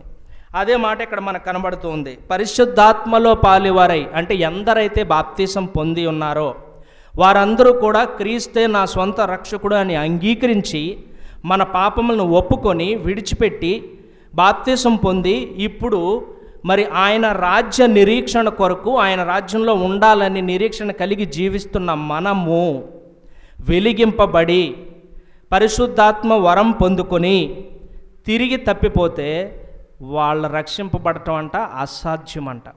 ఈ వచనం ఆఖరి భాగంలో అదే కనబడతా ఉంది. అంత మాత్రమే కాదు, ఒకరు రక్షింపబడి తిరిగి ఆ మార్గం నుండి తొలగిపోతే మరి వారి క్రియల ద్వారా క్రీస్తును మరలా సిలువ వేయవారుగా ఉన్నారు. అక్కడ ఉన్న విషయం ఏంటంటే, దేవుని దివ్య వాక్యమును రాబో యుగ సంబంధమైన శక్తుల ప్రభావమును అనుభవించిన తరువాత తప్పిపోయిన వారు తమ విషయములో దేవుని కుమారుని మరలా సిలువ వేయచ్చు. అయితే ఒకసారి రక్షింపబడిన తర్వాత మరలా మనం తప్పిపోతున్నప్పుడు మరలా మనం సిలువ వేస్తున్నామంట. మరలా మన కొరకు మనము క్రీస్తుని బాధ పెట్టేవారముగా ఉన్నాం. అయితే యెషయా గ్రంథంలో 53:4 నిశ్చయముగా అతడు మన రోగములను భరించెను, మన వ్యసనములను వహించెను, అయినను మొత్తబడిన వానిగాను, దేవుని వలన బాధింపబడిన వానిగాను, శ్రమ నొందిన వానిగాను మనం అతన్ని ఎంచితిమి. 5వ వచనం కూడా చదువుకుందామండి. మన అతిక్రమ క్రియలను బట్టి అతడు గాయపరచబడిను, మన దోషములను బట్టి నలుగగొట్టబడెను, మన సమాధానార్థమైన శిక్ష అతని మీద పడెను, అతడు పొందిన దెబ్బల చేత మనకు స్వస్థత కలుగుచున్నది. అయితే మనం పొందవలసిన శిక్ష, ఏ అపరాధములైతే, ఏ పాపమైతే మనం చేశామో, మరి ఏ రీతిగా అయితే దేవునికి విరుద్ధంగా మనం జీవించామో, దేవునికి మరి కోపం కలిగించే విధంగా, ఆయనకు ఆయాస్కరంగా ఏ విధంగా అయితే మనం జీవించామో, అందును బట్టి మనం పొందవలసిన శిక్ష అంతటినీ కూడా ఆయన కుమారుడైన క్రీస్తు పైన మోపబడి ఉన్నది. ఆయన ఉచితమైనటువంటి ప్రేమ ద్వారాను కృప ద్వారాను ఆ శిక్ష మన నుండి తొలగింపబడి ఆయన పైన మోపబడి, ఇప్పుడు ఆయన కృప ద్వారా మనం రక్షింపబడ్డాం, మనకి శిక్ష లేదు. మరి రక్షింపబడినటువంటి మనము ఆయన రాజ్యములో తిరిగి దేవునితో కలిసి నివసింపబోతూ ఉన్నాం. ఆయన మనలందరినీ కూడా తన నివాసంలోనికి తీసుకొని వెళ్ళడానికి రానై ఉన్నాడు. అయితే ఎంతమంది మనలో మనము సిద్ధముగా ఉన్నాం? మరి ఎంతమంది ఆయన ఆజ్ఞానుసారముగా ఆజ్ఞలను గైకొని జీవిస్తూ ఉన్నాం? ఎంతమంది మనలో వాక్యానుసారముగా జీవిస్తున్నాం? ఈ విషయాలన్నీ కూడా ప్రతిరోజు మనలో మనం పరీక్షించుకొనవలసిన వారముగా ఉన్నాం. అయితే వారానికి ఒకసారి సంఘముగా ఏకీభవించినప్పుడు, ప్రభు బలలో పాలు పొందేటప్పుడు మరి యోగ్యమైన రీతిలో పాలు పొందాలి అని ఇక్కడ వాక్యం హెచ్చరిస్తూ ఉంది. అయితే మనలను మనమే పరీక్షించుకోవాలి అని వాక్యం హెచ్చరిస్తూ ఉంది. మరి బల్లలో పాలు పొందే ముందు ఏం పరీక్షించుకోవాలి? ఒకవేళ ఈ బల్లలో పాలు పొందకపోతే, ఈ వారం మనం దేవుని మందిరానికి రాలేకపోతే, ప్రభు బల్లలో పాలు పొందకపోతే పరీక్షించుకునే అవకాశం కూడా కోల్పోతూ ఉన్నాం. ఒకవేళ మరి ఈ వారం రోజుల్లో ఏ బలహీనతలు నాలో ఉన్నాయి, ఎక్కడ నేను పడిపోయానో, మరి ఏ పరిస్థితిలో నేను ఉన్నాను అని పరీక్షించుకునే అవకాశం ఎక్కడుంది? యోగ్యమైన రీతిలో అంటే అందరూ నీతిమంతులుగానే ఉండి నీతిమంతులుగానే అందులో పాలు పొందాలని కాదు, కానీ మరి మనలో ఏ బలహీనతలు ఉన్నాయో వాటిని పరిశీలన చేసుకొని మరి వాటి నుండి జయం పొందడానికి లేదా అపవాదిని జయించడానికి మరి దేవుని యొద్ద మనం విజ్ఞాపనం చేసుకున్న వారమై మరి పరీక్షించుకొని సరిచేసుకొనుచు మరి వాక్యం ద్వారా బలపరచబడుతూ యోగ్యమైన రీతిలో బలలో పాలు పొందేవారముగా ఉండాలి. అయితే ప్రభు బలలో పాలు పొందుతున్న మనము ఆయనకి ఇష్టముగా జీవించగలుగుతున్నామా? మరి ఆయనకి ఇంకా వ్యతిరేకమైనటువంటి క్రియలు ఏమైనా ఉన్నాయా అని ప్రతిసారి కూడా మనము పరీక్షించుకునే విధంగా ఉండాలి. ప్రభు బలలో పాలు పొందేవారు లోకపు బలలో కూడా పాలు పొందేవారుగా ఉండకూడదు. ఈ మాట 1 కొరింథీయులకు రాసిన పత్రిక 10వ అధ్యాయం 21వ వచనంలో మనకు కనబడుతూ ఉంది. 10వ అధ్యాయము 21, మీరు ప్రభు పాత్రలోనిది దయ్యముల పాత్రలోనిది కూడా త్రాగనేరరు. ప్రభు బల్ల మీద ఉన్న దానిలోను దయ్యముల బల్ల మీద ఉన్న దానిలోను కూడా పాలు పొందనేరరు. అంటే 2 రకాల జీవితం మనలో ఉండకూడదు. 2 రకాల జీవితం మనలో ఉండకూడదు. ప్రభు బలలో పాలు పొందుతూ ఉన్నామంటే ఇప్పుడు మనము క్రీస్తు ప్రజలమై ఉన్నాం. క్రీస్తు మన యందు ఉన్నాడు, మనము క్రీస్తు యందు నివసించువారమై ఉన్నాం. ఇప్పుడు ప్రభు బలలో పాలు పొందుతూ తిరిగి దయ్యముల పాత్రలో కూడా మనం త్రాగేవారముగా ఉన్నామంటే దాని అర్థం లోక సంబంధమైనటువంటి ఆచారాలను, లోక సంబంధమైనటువంటి క్రియలను, లేదంటే దేవునికి విరుద్ధమైనటువంటి పాపముల్లో కూడా మనం పాలు పొందుతూ ఉన్నామంటే మరి 2 కూడా మనలో ఉన్నట్టే. ఈ 2 కూడా ఒక్కసారిగా మనము చేసేవారిగా ఉండకూడదు.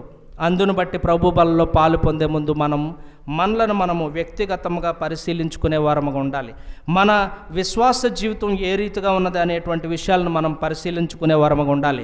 ఒకవేళ పరిశీలన లేకుండా అయోగ్యంగా పాలు పొందితే మరి మనమందరము కూడా అందువలనే అనేకులు మీలో 30వ వచనం, ఇందువలనే మీలో అనేకులు బలహీనులను రోగులనై ఉన్నారు, చాలామంది నిద్రించున్నారని కూడా ఇక్కడ దేవుని వాక్యం సెలవిస్తూ ఉంది. అయితే ఎవరు అయోగ్యంగా జీవిస్తున్నారో, ఎవరు దేవునికి వ్యతిరేకంగా జీవిస్తున్నారో వారందరూ కూడా మరి తీర్పు దినమున ఆ శిక్షకు అప్పగింపబడబోతూ ఉన్నారు. మరి అందులో ఎవరు ఉండబోతూ ఉన్నారంటే దేవునికి విరుద్ధముగా జీవించిన వారు, విగ్రహారాధనలు చేసిన వారు, అబద్ధ ప్రవక్తలు, మరి అనేకులు. ఆ యొక్క శిక్షలు ఎన్ని రకాల శిక్షలు ఉన్నాయంటే 2 రకాలను మనం ఒకటి చూడవచ్చు. అధికమైన శిక్ష ఏంటంటే నిత్యము మండుచున్నటువంటి అగ్నిగుండము. రెండవది ఏంటంటే మరి రాజు నోటి ద్వారా వచ్చేటువంటి ఖడ్గము ద్వారా సంహరింపబడి మరి ఆకాశ పక్షులకి ఆహారముగా అందింపబడటం. ఈ మాటలను మనం ఆ శిక్ష అనేటువంటి విషయాన్ని మనం ఇక్కడ ప్రకటన గ్రంథం 20వ అధ్యాయంలో ఒకసారి కొన్ని మాటలను మనం చూద్దాం. వారిని మోసపరిచిన అపవాది అగ్ని గంధకములు గల గుండములో పడవేయబడును, అచ్చట ఆ క్రూర మృగమును అబద్ధ ప్రవక్తయు ఉన్నారు, వారు యుగ యుగములు రాత్రింబగళ్ళు బాధింపబడుచున్నారు. అగ్నిగుండమంట యుగ యుగములు రాత్రింబగళ్ళు అగ్నిగుండం మండుచునే ఉంటుంది. అలాగే 14:15 మరణమును మృతుల లోకమును అగ్నిగుండములో పడవేయబడును, ఈ అగ్నిగుండము రెండవ మరణము. ఎవని పేరైనను జీవ గ్రంథమందు వ్రాయబడినట్టు కనబడిన ఎడల వాడు అగ్నిగుండములో పడవేయబడును. ఎవరి పేరైతే జీవగ్రంథంలో వ్రాయబడి ఉండలేదో మరి వారంట అగ్నిగుండంలో పడవేయబడతారు. అది పై వచనంలో మనం చూసినట్లుగా యుగ యుగములు కూడా మండుచున్నటువంటి అగ్నిగుండము. అక్కడ అగ్ని ఆరదు, పురుగు చావదు, నిత్యమైనటువంటి వేదన. అయితే ఆ వేదన నుంచి తప్పింపబడాలి అని అంటే మన పేర్లు జీవగ్రంథంలో వ్రాయబడి ఉండాలి. మనము క్రీస్తులో జీవించే వారముగా ఉండాలి. క్రీస్తు మన యందు నిలిచి ఉన్నవారుగా ఉండాలి. మరి క్రీస్తు మన యందు నిలిచి ఉన్నట్లయితే మనము నిత్యము జీవించే వారముగా ఉంటాం. యోహాను సువార్త 6వ అధ్యాయంలో ఈ మాట మనం చూస్తాం. 51వ వచనం, పరలోకము నుండి దిగి వచ్చిన జీవాహారమును నేనే, ఎవడైనను ఈ ఆహారం భుజించితే వాడెల్లప్పుడూ జీవించును, మరియు నేనిచ్చు ఆహారము లోకమునకు జీవము కొరకైన నా శరీరమే అని మీతో నిశ్చయముగా చెప్పుచున్నాను. వాడెల్లప్పుడూ జీవించును అని రాయబడి ఉన్నది. ఎవరైతే ప్రభు శరీరము అనేటువంటి ఆ జీవాహారం భుజిస్తున్నారో అది భుజించడానికి ఎవరు అర్హులు అంటే ఎవరైతే వారి పాపములను ఒప్పుకొని అపవాది క్రియలను జయించిన వారే, మరి క్రీస్తే నా రక్షకుడు అని అంగీకరించిన వారే మరి ఆ జీవాహారమును భుజించేవారుగా ఉంటారు. ఎవరైతే ఈ జీవాహారమును భుజించేవారుగా ఉన్నారో వారందరూ కూడా రెండవ మరణం లేదు కానీ నిత్య జీవములోనికి నడిపింపబడేవారుగా ఉంటారు. అయితే అదే అధ్యాయంలో 56వ వచనం కూడా చూస్తాం. నా శరీరము తిని నా రక్తము త్రాగువాడు నాయందును నేను వాని యందును నిలిచియుందుము. 58వ వచనం, ఇదే పరలోకము నుండి దిగి వచ్చిన ఆహారము, పితరులు మన్నాను తినియు చనిపోయినట్టు కాదు, ఈ ఆహారము తినివాడు ఎల్లప్పుడూ జీవించునని నిశ్చయముగా మీతో చెప్పుచున్నాను నేను. ఎవరు ఈ ఆహారం తింటున్నారో, ఎవరు ఈ జీవాహారము తింటున్నారో వారు క్రీస్తు యందు జీవించువారై ఉన్నారు. క్రీస్తు వాని యందు కూడా జీవించువాడై ఉన్నాడు. అయితే వారికి రెండవ మరణం లేదు కానీ నిత్య జీవమునకు కొనుపోవడానికి అర్హులుగా వారి పేర్లు జీవగ్రంథమందు వ్రాయబడుతూ ఉన్నాయి. అయితే ఈనాడు ప్రతిదినము కూడా మన పేరు జీవగ్రంథమందు వ్రాయబడి ఉన్నదా లేదా, నేను నిత్య జీవానికి వెళ్ళగలనా లేదా అనే విషయాన్ని మనకు మనమే ఎల్లప్పుడూ పరిశీలించుకునే వారముగా ఉండాలి. ఇతరులను మనం పరిశీలించకూడదు కానీ మనలను మనమే పరిశీలించుకొని సిద్ధపాటు కలిగిన వారముగా ఉండాలి. ప్రతి ఆదివారం బలలో పాలు పొందుతున్న మనము యోగ్యమైన రీతిలోనే పాలు పొందుతున్నామా లేదా అని పరిశీలన చేసుకునే వారముగా ఉండాలి. ఒకవేళ ఏదైనా బలహీనత పరిస్థితులు మనలో ఉంటే ఆ బలహీనతను జయించడం కొరకు దేవుని యొద్దనే వేడుకొని ప్రార్థించే వారముగా ఉండాలి. అయితే మరి ఈ అగ్నిగుండము నుంచి తప్పింపబడాలి అని అంటే మరి దేవుని వాక్యానుసారముగా జీవించేవారుగా ఉండాలి. ఎటువంటి అపవిత్రతకు మనము చోటిచ్చేవారుగా ఉండకూడదు. ప్రకటన గ్రంథం 3వ అధ్యాయము 4-5 వచనాలు మనం చూస్తే, అయితే తమ వస్త్రములను అపవిత్రపరచు కొనని కొందరు సార్దీస్లో నీ యొద్ద ఉన్నారు, వారు అర్హులు గనక తెల్లని వస్త్రములు ధరించుకొని నాతో కూడా సంచరించెదరు. జయించువాడు అలాగున తెల్లని వస్త్రములు ధరించుకొనును, జీవగ్రంథములో నుండి అతని పేరు ఎంత మాత్రమును తుడుపు పెట్టక నా తండ్రి ఎదుటను ఆయన దూతల ఎదుటను అతని పేరు ఒప్పుకొందును. మరి ఎటువంటి అపవిత్రత లేని ప్రజలు, తమ వస్త్రములను అపవిత్రపరచుకొనని ప్రజలు అని అక్కడ దేవుని వాక్యం సెలవిస్తూ ఉంది. మరి ఈనాడు మనం కూడా పరిశీలించుకోవాలి, ఏదైనా అపవిత్రత మనలో ఉన్నదా? ఒకవేళ అపవిత్రత ఇంకా ఏదైనా ఉండుంటే, ఏ బలహీనత అయినా మనలో ఉండుంటే వెంటనే మనం ఆ బలహీనతను జయించటానికి దేవుని శక్తి కొరకు సహాయం కొరకు ప్రార్థిస్తూ ఆ బలహీనతలను, ఆ అపవిత్రతను జయించిన వారమై తెల్లని వస్త్రములు అనేటువంటి నీతి క్రియలను కలిగిన వారమై మరి యోగ్యమైన రీతిలో జీవిస్తూ యోగ్యమైన రీతిలో ప్రభు బలలో పాలు పొందే వారంగా ఉండాలి. మరి ఈ ప్రభు బల మీద ఉన్నటువంటి రొట్టె ద్రాక్షారసము ఆయన శరీరం అని మనం గ్రహించాలి. ఏదో రొట్టె ఏదో ద్రాక్షారసం కాదు, కానీ ఇది నా కొరకు, నా అపరాధముల నిమిత్తం నేను ఆ అగ్నిగుండంలో పడవేయబడకుండా ఉండుటకై, నేను దేవునితో కలిసి జీవించడానికి నా కొరకు విరవబడినటువంటి క్రీస్తు శరీరమని మనం గ్రహించగలిగే వారముగా ఉండాలి. దాని యొక్క శక్తిని మనము అర్థం చేసుకునే వారముగా ఉండాలి. మన కొరకు విరవబడినటువంటి శరీరము, దాని యొక్క ప్రాముఖ్యతను మనము అర్థం చేసుకొని బల్లలో పాలు పొందే వారముగా ఉండాలి. అనాలోచనగా తీసుకోకూడదు. అనాలోచనగా తీసుకోవడం వలన మరి దేవుని ఉగ్రతకు మనం పాత్రులముగా ఉంటున్నాం. మరి రక్షింపబడినటువంటి మనము ప్రతి వారం వెంబడి వారము దేవుని మందిరానికి వెళుతూ ఆత్మతోనూ సత్యముతోనూ ఆయన్ని ఆరాధిస్తూ ప్రభు బలలో పాలు పొందుతూ ఎటువంటి సాక్ష్యం కలిగి ఉంటున్నాం. ఇక్కడ ఆ కొరింథీయుల్లో మనం చదివినట్లు మరి ఆయన మరణ పునరుద్ధానమును ప్రచురించుటకై చేయవలను అని కూడా దేవుని వాక్యం సెలవిస్తుంది. ఎంతమంది ఆయన మరణ పునరుద్ధానమును ప్రకటించగలుగుతూ ఉన్నారు, ప్రచురించగలుగుతున్నారు, ప్రతి వారము జ్ఞాపకం చేసుకోగలుగుతూ ఉన్నాం. ఈ విషయాలను మనమే పరిశీలించుకునే వారముగా ఉండాలి. మరి ఒకవేళ పరిశీలించకుండా అంటే మన వ్యక్తిగతమైనటువంటి జీవితం ఎలా ఉంది, మన హృదయ ఆలోచనలు ఎలా ఉన్నాయి, మన క్రియలు ఎలా ఉన్నాయి అని ఒకవేళ పరిశీలన చేసుకోకుండా ఉంటే, మనం అపవిత్రతకు చోటిస్తే, అపవాదికి మన జీవితంలో చోటిస్తే, మరి మళ్ళీ మనం వెలిగింపబడి ఆరిపోయి అంధకారంలోకి జారిపోయే ప్రమాదం ఉన్నది. ఒకసారి వెలిగింపబడి తిరిగి అంధకారంలోనికి జారిపోతే వాళ్ళు మళ్ళీ రక్షింపబడం అసాధ్యమని దేవుని వాక్యం సెలవిస్తోంది. హెబ్రీలకు రాసిన పత్రిక 6:4-6 వచనాల్లో. మరి ఏ విషయాలను బట్టి మనం పరిశీలన చేసుకోవాలి, ఎలా పరిశీలన చేసుకోవాలనేటువంటి విషయాలను కూడా కొన్ని వచనాల ద్వారా మనం చూద్దాం. 2 కొరింథీయులకు రాసిన పత్రిక 13:5 ఒకసారి మనం చూద్దాం. 2 కొరింథీయులకు రాసిన పత్రిక 13వ అధ్యాయము 5వ వచనం. మీరు విశ్వాసము గలవారై ఉన్నారో లేదో మిమ్మును మీరే శోధించుకొని చూచుకొనుడి, మిమ్మును మీరే పరీక్షించుకొనుడి. మీరు భ్రష్టులు కాని ఎడల యేసుక్రీస్తు మీలోనున్నాడని మిమ్మును గూర్చి మీరే ఎరుగురా. చాలండి. ఇప్పుడు కనీసం మనం అవిశ్వాసంలో నుంచి విశ్వాసంలోనికి వచ్చామా లేదా, మన విశ్వాసం ఎలా ఉన్నది, మన జీవితం ఎలా ఉన్నది అనే విషయాలను మనము పరీక్షించుకోవాలనేటువంటి విషయాల్లో ఇది ఒక వచనం మనకు కనబడుతూ ఉంది. మీరు విశ్వాసము గలవారై ఉన్నారో లేదో, మీరు విశ్వాసములోనే నిలకడగా ఉన్నారా లేదో, లేక మళ్ళీ విశ్వాసంలో నుంచి అవిశ్వాసంలోనికి జారిపోయారా, వెలిగింపబడిన ఆత్మ ఆరిపోయిందా, పరిశుద్ధాత్మను పొందుకొని తిరిగి భ్రష్టులుగా మార్చబడ్డామా అనేటువంటి పరీక్ష మనలో మనం చేసుకునే వారముగా ఉండాలి.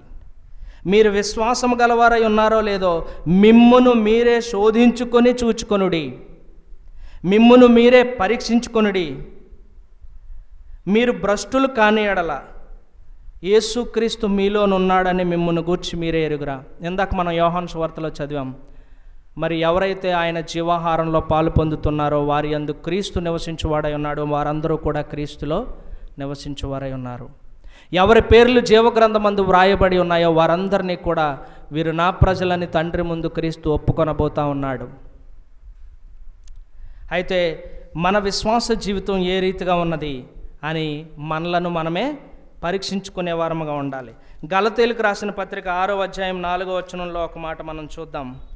ప్రతి వాడును తాను చేయు పనిని పరీక్షించి చూచుకొనవలెను, అప్పుడు ఇతరుని బట్టి కాక తనను బట్టియే అతనికి అతిశయం కలుగును. చాలండి. ప్రతి ఒక్కరు కూడా మరి క్రీస్తును ఎరిగిన వారందరూ, క్రీస్తే నా రక్షకుడు అని అంగీకరించిన వారందరూ, దేవుని వాక్యానుసారముగా జీవిస్తున్న ప్రతి ఒక్కరూ కూడా, ప్రభు బలలో పాలు పొందుతున్న ప్రతి ఒక్కరూ కూడా పరీక్షించుకొనవలసినటువంటి ఇంకొక విషయం ఏంటంటే, ప్రతి వాడు కూడా తాను చేయు పనిని, మనం ఏం పని చేస్తున్నాం, మనం ఎలా జీవిస్తున్నాం, మనం ఎక్కడ నడుచుకుంటున్నాం, ఎక్కడికి వెళుతున్నాం, మనం వెళుతున్న ప్రదేశం ఏంటి, మనం చేస్తున్న పని ఏంటి, మన తలంపులేంటి, మన ఆలోచనలు ఏంటి, మన క్రియలేంటి, మన జీవితం ఏంటి, మన కుటుంబం ఏంటి, మనం ఉంటున్న వాతావరణం ఏంటి, ప్రతి విషయంలో కూడా, మనం చేస్తున్న ప్రతి పనిలో కూడా పరీక్షించుకునే వారంగా ఉండాలి. ఇతరులను బట్టి కాక తనను బట్టియే అతనికి అతిశయం కలుగును. ప్రతివాడును తన బరువు తానే భరించుకొనవలను కదా. అయితే పరీక్షించుకొనవలసినటువంటి సమయంలో మన విశ్వాస జీవితం ఎలా ఉంది, మన క్రియలు ఎలా ఉన్నాయి, మన పనులు ఎలా ఉన్నాయి అని ఎల్లప్పుడూ కూడా మనలను మనమే పరీక్షించుకునే వారముగా ఉండాలి. అయితే ప్రతిసారి పరీక్షించుకుంటూ మరి దేవుని యొద్ద కూడా మనం ప్రార్థించే వారంగా ఉండాలి. ప్రభువా, నీకు ఆయాస్కరమైనటువంటి క్రియలు నాలో ఉన్నాయా, దయచేసి వాటి నుంచి నన్ను వేరుపరచు. మరి మూర్ఖులకు ఈ తరం వరకు నేను వేరే జీవించినట్లుగా, మరి అపవిత్రత నాలో ఉండకుండానట్లు సహాయం దయచేయమని మనం ఎల్లప్పుడూ కూడా దేవుణ్ణి వేడుకునే వారముగా ఉండాలి. మన శక్తి చాలదు, మన సామర్థ్యం చాలదు, ఏ పని చేయడానికి మనం ఎంత మాత్రం సరిపోము. కానీ ఒక అపవిత్రతను లేదా అపవాదిని జయించడానికి కూడా దేవుని శక్తి మనకి కావాలి. కనుక మనం ప్రార్థించి అపవాదిని జయించి, అపవిత్రతను జయించి, మరి విశ్వాసము నుండి పరిపక్వత చెందే క్రైస్తవులముగా మనం జీవించాలి. అలా జీవించాలంటే ప్రతిరోజు మనలను మనమే పరీక్షించుకునే వారంగా ఉండాలి. ఇంకొక మాట చూద్దాం. మత్తయి సువార్త, మన మాటలు ఎలా ఉన్నాయి. మత్తయి సువార్త 12వ అధ్యాయం 36వ వచనం ఒకసారి చూద్దాం. నేను మీతో చెప్పున్నదేమనగా, మనుషులు పలుకు వ్యర్థమైన ప్రతి మాటను గూర్చియు విమర్శ దినమున లెక్క చెప్పవలసి ఉండును. మనమందరము కూడా మరి క్రీస్తు రాకడలో తీర్పులోనికి నడిపింపబడే వారముగా ఉంటాం. అయితే ఆ తీర్పులో మన క్రియలను బట్టి, మన మాటలను బట్టి, మన నడవడికను బట్టి మనకు తీర్పు ఉన్నది. ఇక్కడ ఒకసారి చూసినట్లయితే, నేను మీతో చెప్పున్నది ఏమనగా, మనుషులు పలుకు వ్యర్థమైన ప్రతి మాటను గూర్చియు విమర్శ దినమున లెక్క చెప్పవలసి ఉన్నది. ఒకవేళ వ్యర్థమైన మాటలు మనం ఏమన్నా పలుకుతున్నామేమో, అవసరం లేని మాటలు ఏమన్నా మాట్లాడుతున్నామేమో, వ్యతిరేకమైన మాటలు ఏమన్నా మాట్లాడుతున్నామేమో, మరి వాటి నుంచి ఒకరోజు మళ్ళీ మనం లెక్క చెప్పవలసిన వారముగా ఉన్నాం.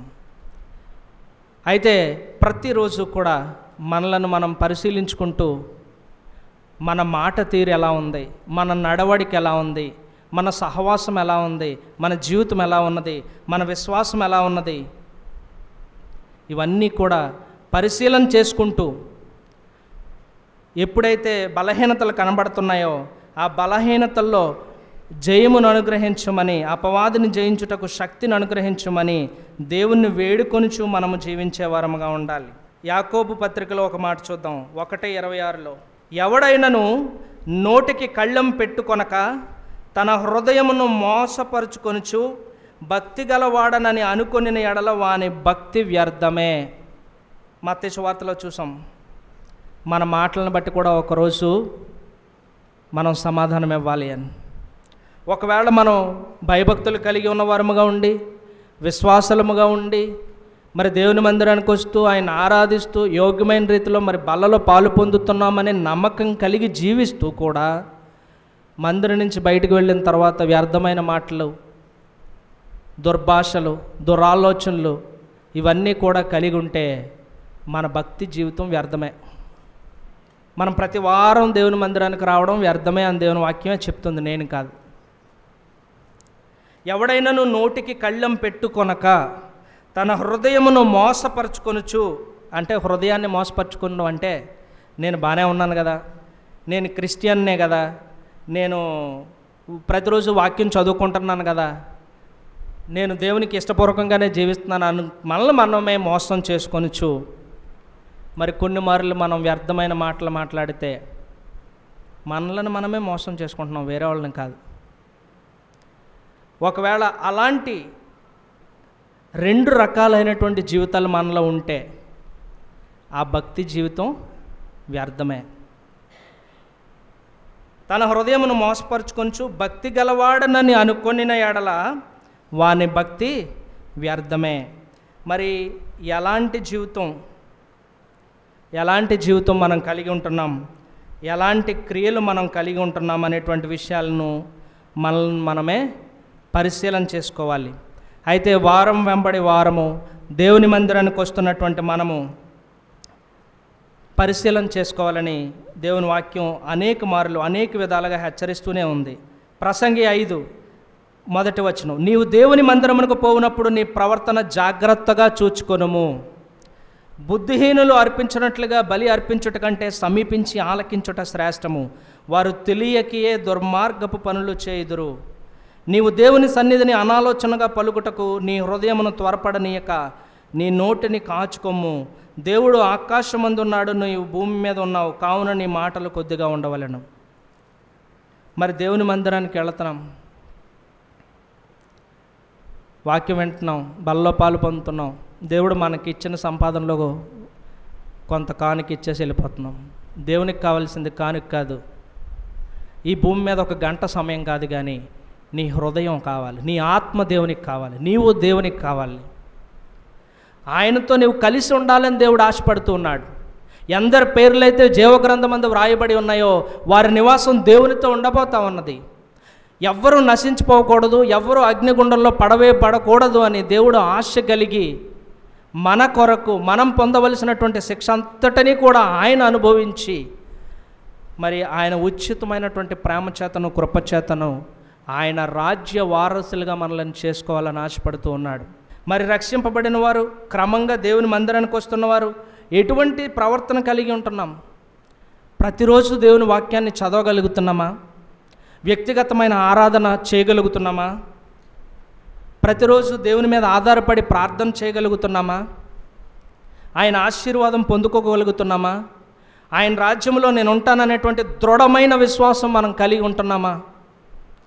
లేక ఇంకా ఆయనకు వ్యతిరేకమైనటువంటి ఆయాసకరమైనటువంటి జీవితాన్నే కొనసాగిస్తూ ఉన్నామా? ఒకవేళ మనలను మనమే మోసగించుకుంటూ నేను విశ్వాసిని, నేను రక్షింపబడ్డానని తిరిగి మనల్ని మనం మోసం చేసుకుంటూ లోకానుసారంగా జీవిస్తే ఆ జీవితము, ఆ భక్తి వ్యర్థమని దేవుని వాక్యం సెలవిస్తుంది. ఎక్కడ కూడా వ్రాయబడినట్లుగా నీవు దేవుని మందిరమునకు పోవునప్పుడు నీ ప్రవర్తన జాగ్రత్తగా చూచుకొనుము. నేను ఒక్క మాట ఆఖరిగా చెప్పాలనుకుంటున్నాను, దేవుని మందిరానికి అని కాదు, కానీ మనమున్న ప్రతి స్థలమందు కూడా మన ప్రవర్తన జాగ్రత్తగా చూసుకోవాలి. దేవునికి ఇష్టపూర్వకంగా అనుకూలంగా మనం జీవించగలుగుతున్నామా లేదా? లేదంటే దేవుణ్ణే అడుగుదాం, ప్రార్థన చేద్దాం, ఆయన సహాయం చేతనే అపవాదిని జయించుటకు శక్తిని అనుగ్రహించమని ఆయనకి ఇష్టపూర్వకంగా జీవించే వారముగా ఉండాలి, ఆయనకు మాదిరిగా జీవించాలి. మరి ఆయన మన పట్ల చూపించినటువంటి ప్రేమను మనం అనేకులకు ప్రకటించే వారముగా ఉండాలి. అనేకుల పట్ల ప్రేమ కలిగి ఈ సువార్త అనేకులకు అందింపబడి, అనేకులు రక్షింపబడి, అనేకుల పేర్లు జీవగ్రంథంలో లిఖింపబడినట్లు మనము కూడా బాధ్యత కలిగి ఆయన మరణ పునరుద్ధానాన్ని ప్రకటించేవారముగా, ప్రచురించేవారముగా ఉండాలి. మరి ఇన్ని రకాలుగా మనం ప్రతి వారము లేదా ప్రతిరోజు మనలను పరీక్షించుకొని మనలను మనమే వ్యక్తిగతంగా పరిశీలించుకొని ఏ బలహీనతలైనా ఉన్నట్లయితే వాటి కొరకు ప్రార్థన చేసుకొని మరి యోగ్యమైన రీతిలో ప్రభు బలలో పాలు పొందేవారముగా ఉండాలి. అంతే తప్ప అనాలోచనగా పాలు పొందితే అది దేవునికి ఇష్టమైనది కాదు. మరి ఇంకా అధికమైన శిక్షకు మనం పాత్రలమవుతున్నాం. దేవుడి కొద్ది మాటలు దీవించును గాక. ఆమెన్.